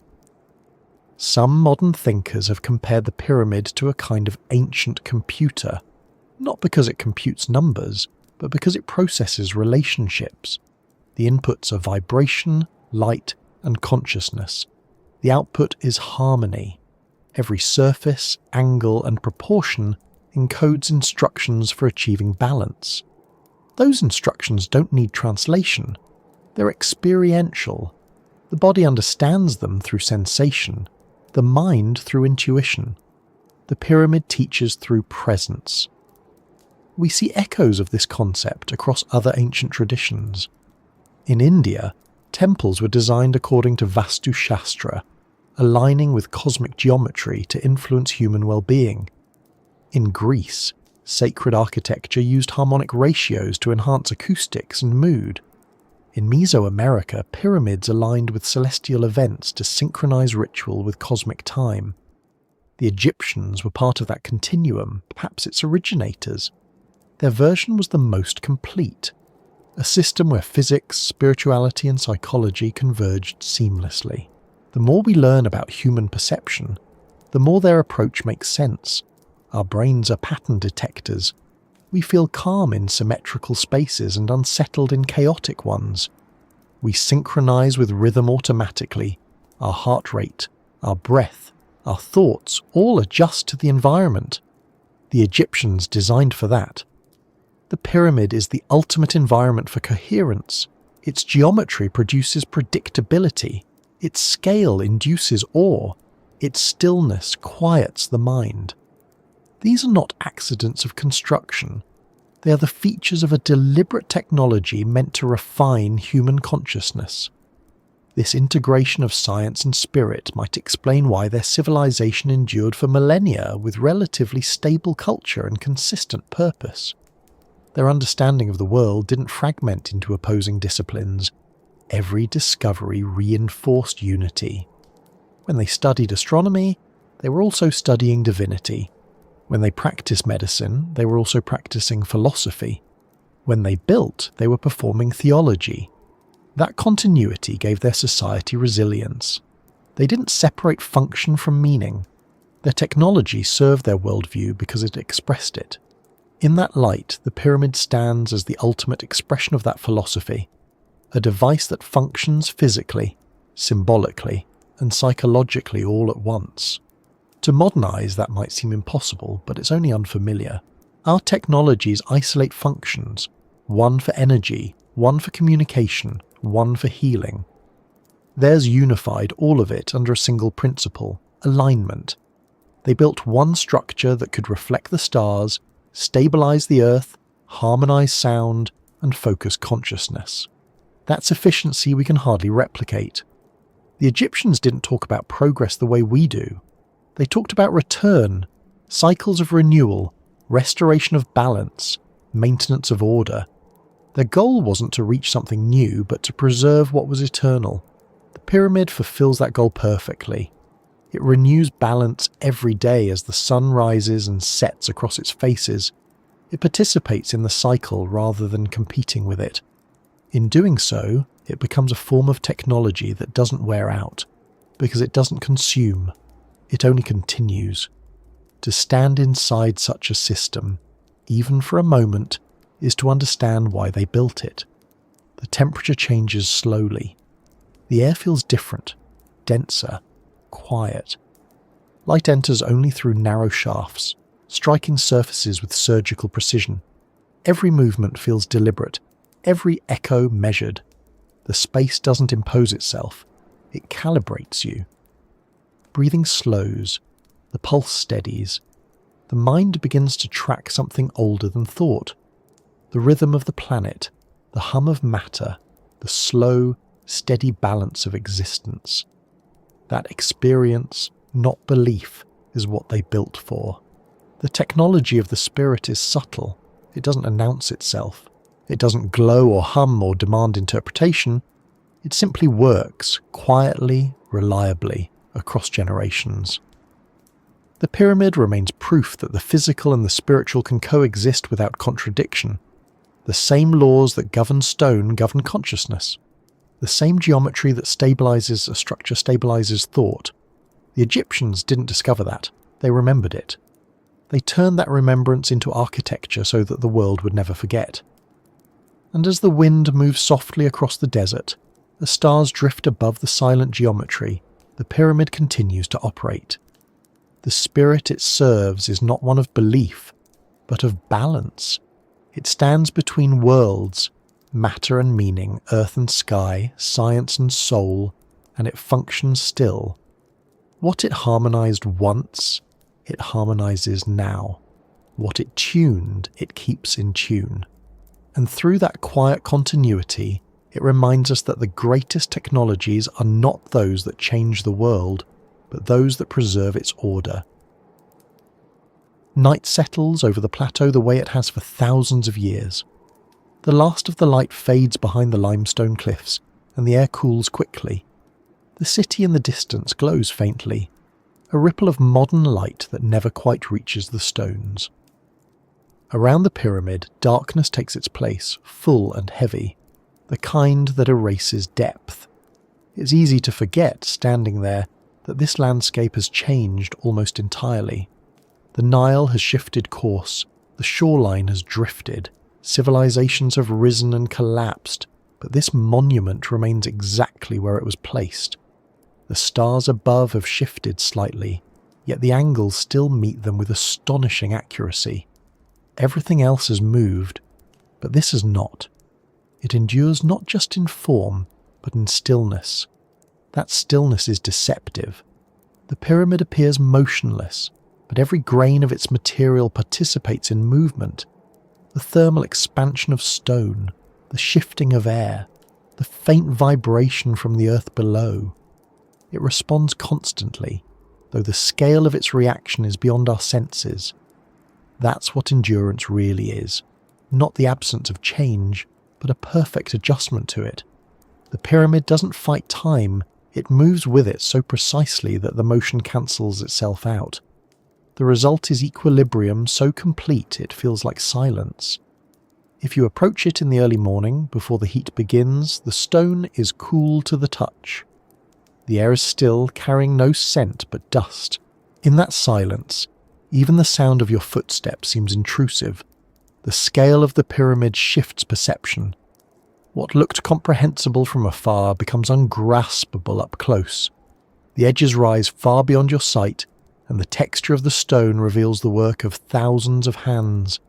The individual cuts are rougher than you expect, and it becomes clear that perfection, at this scale, isn't smoothness. It's alignment. Every imperfection cancels another. Every irregularity disappears into pattern. That balance between precision and imperfection is what allows the structure to survive. It's the same balance that life itself depends on. The longer you stay in its presence, the more the stillness begins to feel deliberate. It isn't the stillness of death or emptiness, but of restraint. The pyramid holds an energy that never releases, a pressure that never dissipates. The mass of the structure presses down upon the bedrock with thousands of tons of weight, but that weight is evenly distributed. The ground does not sink, the stones do not shift. It's a model of absolute stability. Everything that could collapse has already balanced itself into stillness. It's as though the builders understood that the highest form of motion was the absence of motion, that the most lasting expression of life is calm. This understanding might explain why the Egyptians placed so much emphasis on silence in their rituals. In their hieroglyphs, silence wasn't just quiet, it was control. The ability to still the self was a form of mastery. To be calm was to align with eternity, because eternity doesn't rush. The pyramid reflects that philosophy perfectly. It's the embodiment of stillness through structure, of permanence through balance. It's what happens when a civilization designs not for action, but for endurance. Even now, that design affects its surroundings. Measurements taken around the pyramid show subtle differences in temperature, air movement, and even electromagnetic activity compared to the surrounding desert. These differences are small but consistent, as if the pyramid maintains a microclimate of its own. The air near its base is slightly cooler, the wind flows differently around its faces, and static electricity builds more easily near its corners. None of this is accidental. The geometry and mass interact with the environment in a way that perpetually balances extremes. That's the secret of its longevity. It's not inert, it's adaptive. Endurance in this context isn't resistance, it's cooperation with inevitability.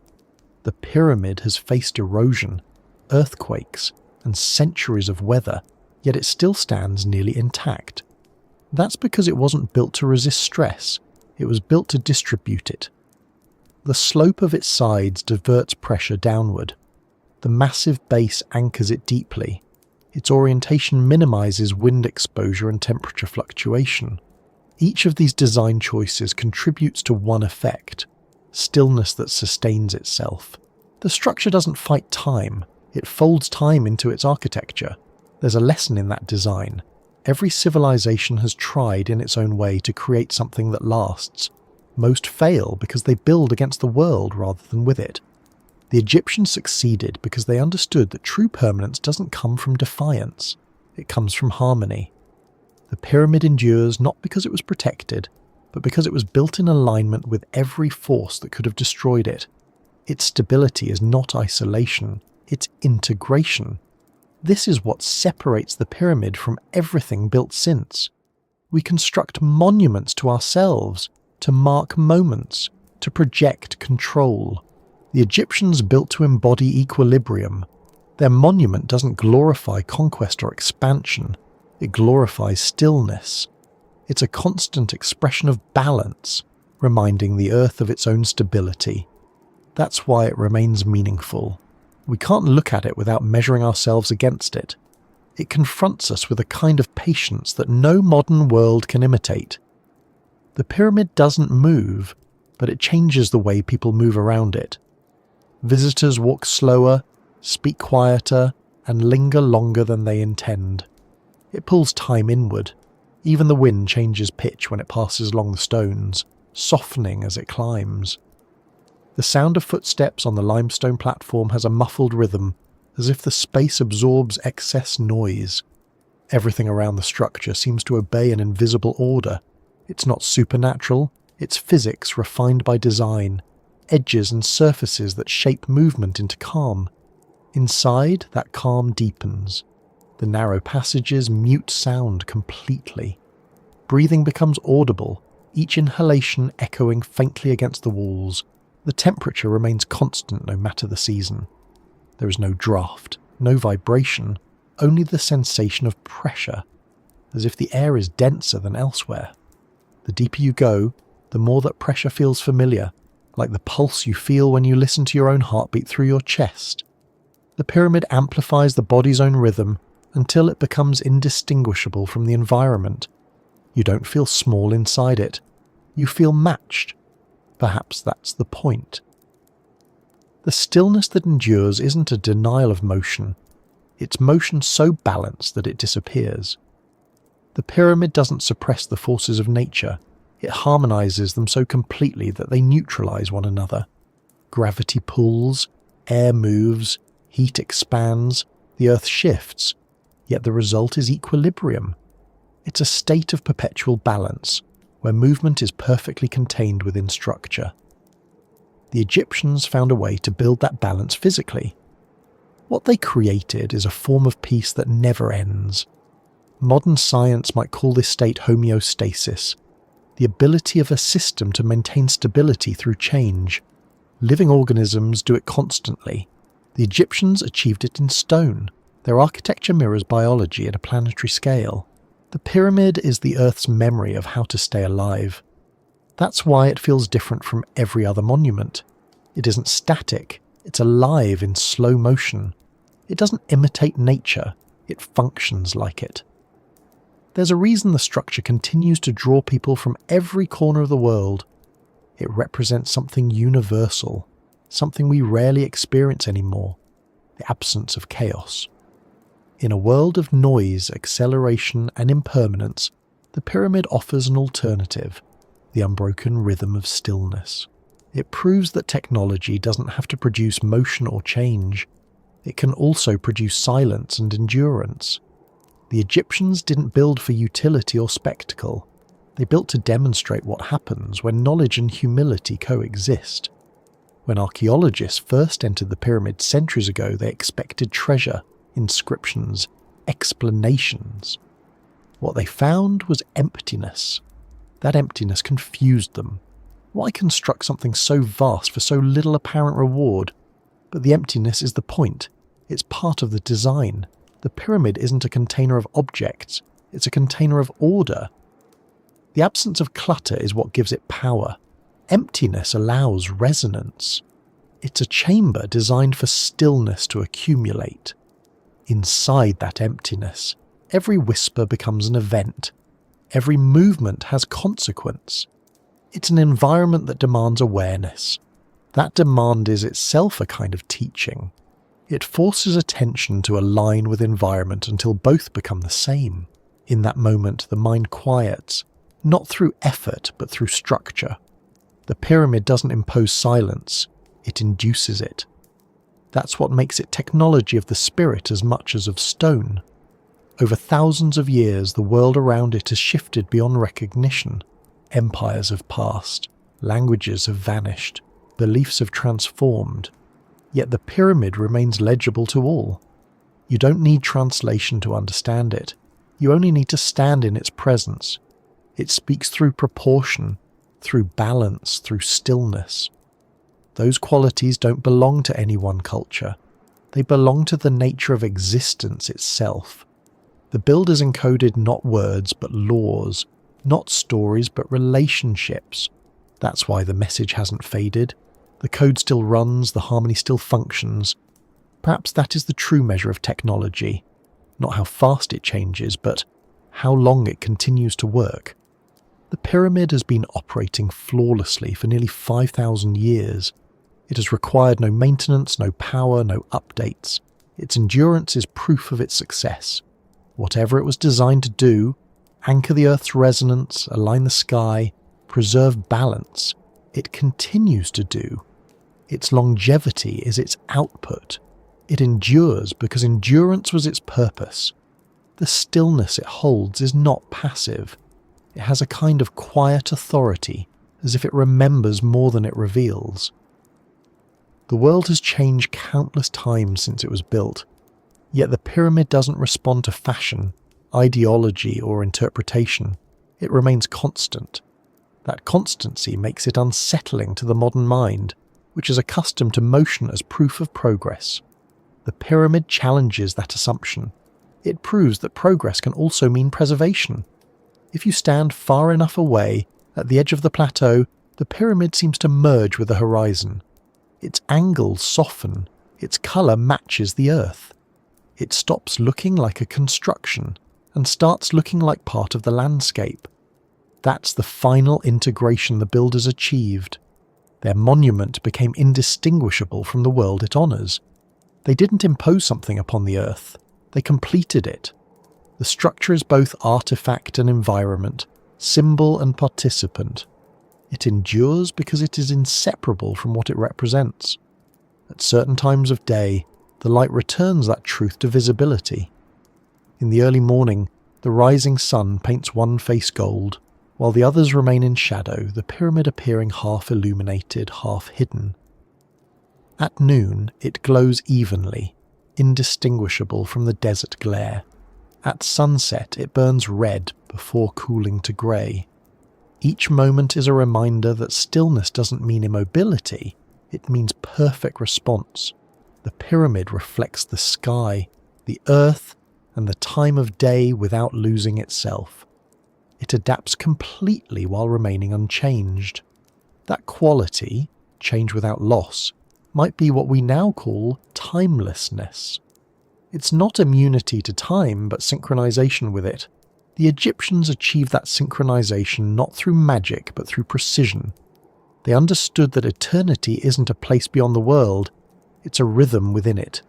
To align with that rhythm is to step outside decay. The pyramid does exactly that. It is time made still, not because it resists movement, but because it moves so perfectly that it becomes invisible. At night, when the stars emerge and the wind dies, the pyramid's outline sharpens again.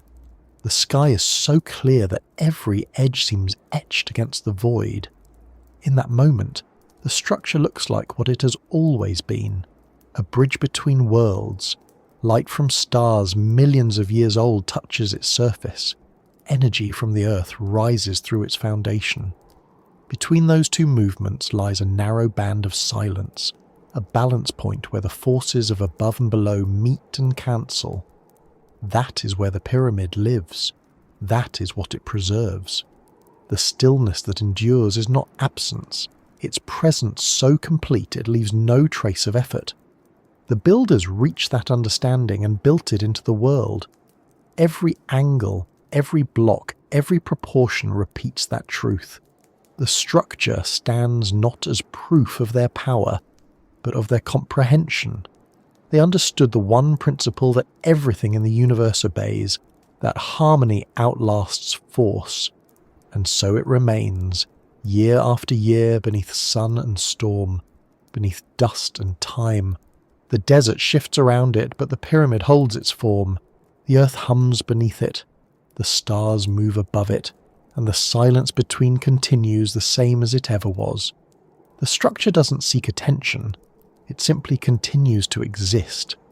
It does what it was built to do, to remain in balance, to remind the world of its equilibrium, to demonstrate that even in change, there can be continuity. When dawn returns again, the first light touches the peak, tracing down its sides with perfect precision. The air warms, the shadows shorten, and the desert begins another day. Nothing in that cycle is new, and nothing is old. It simply continues.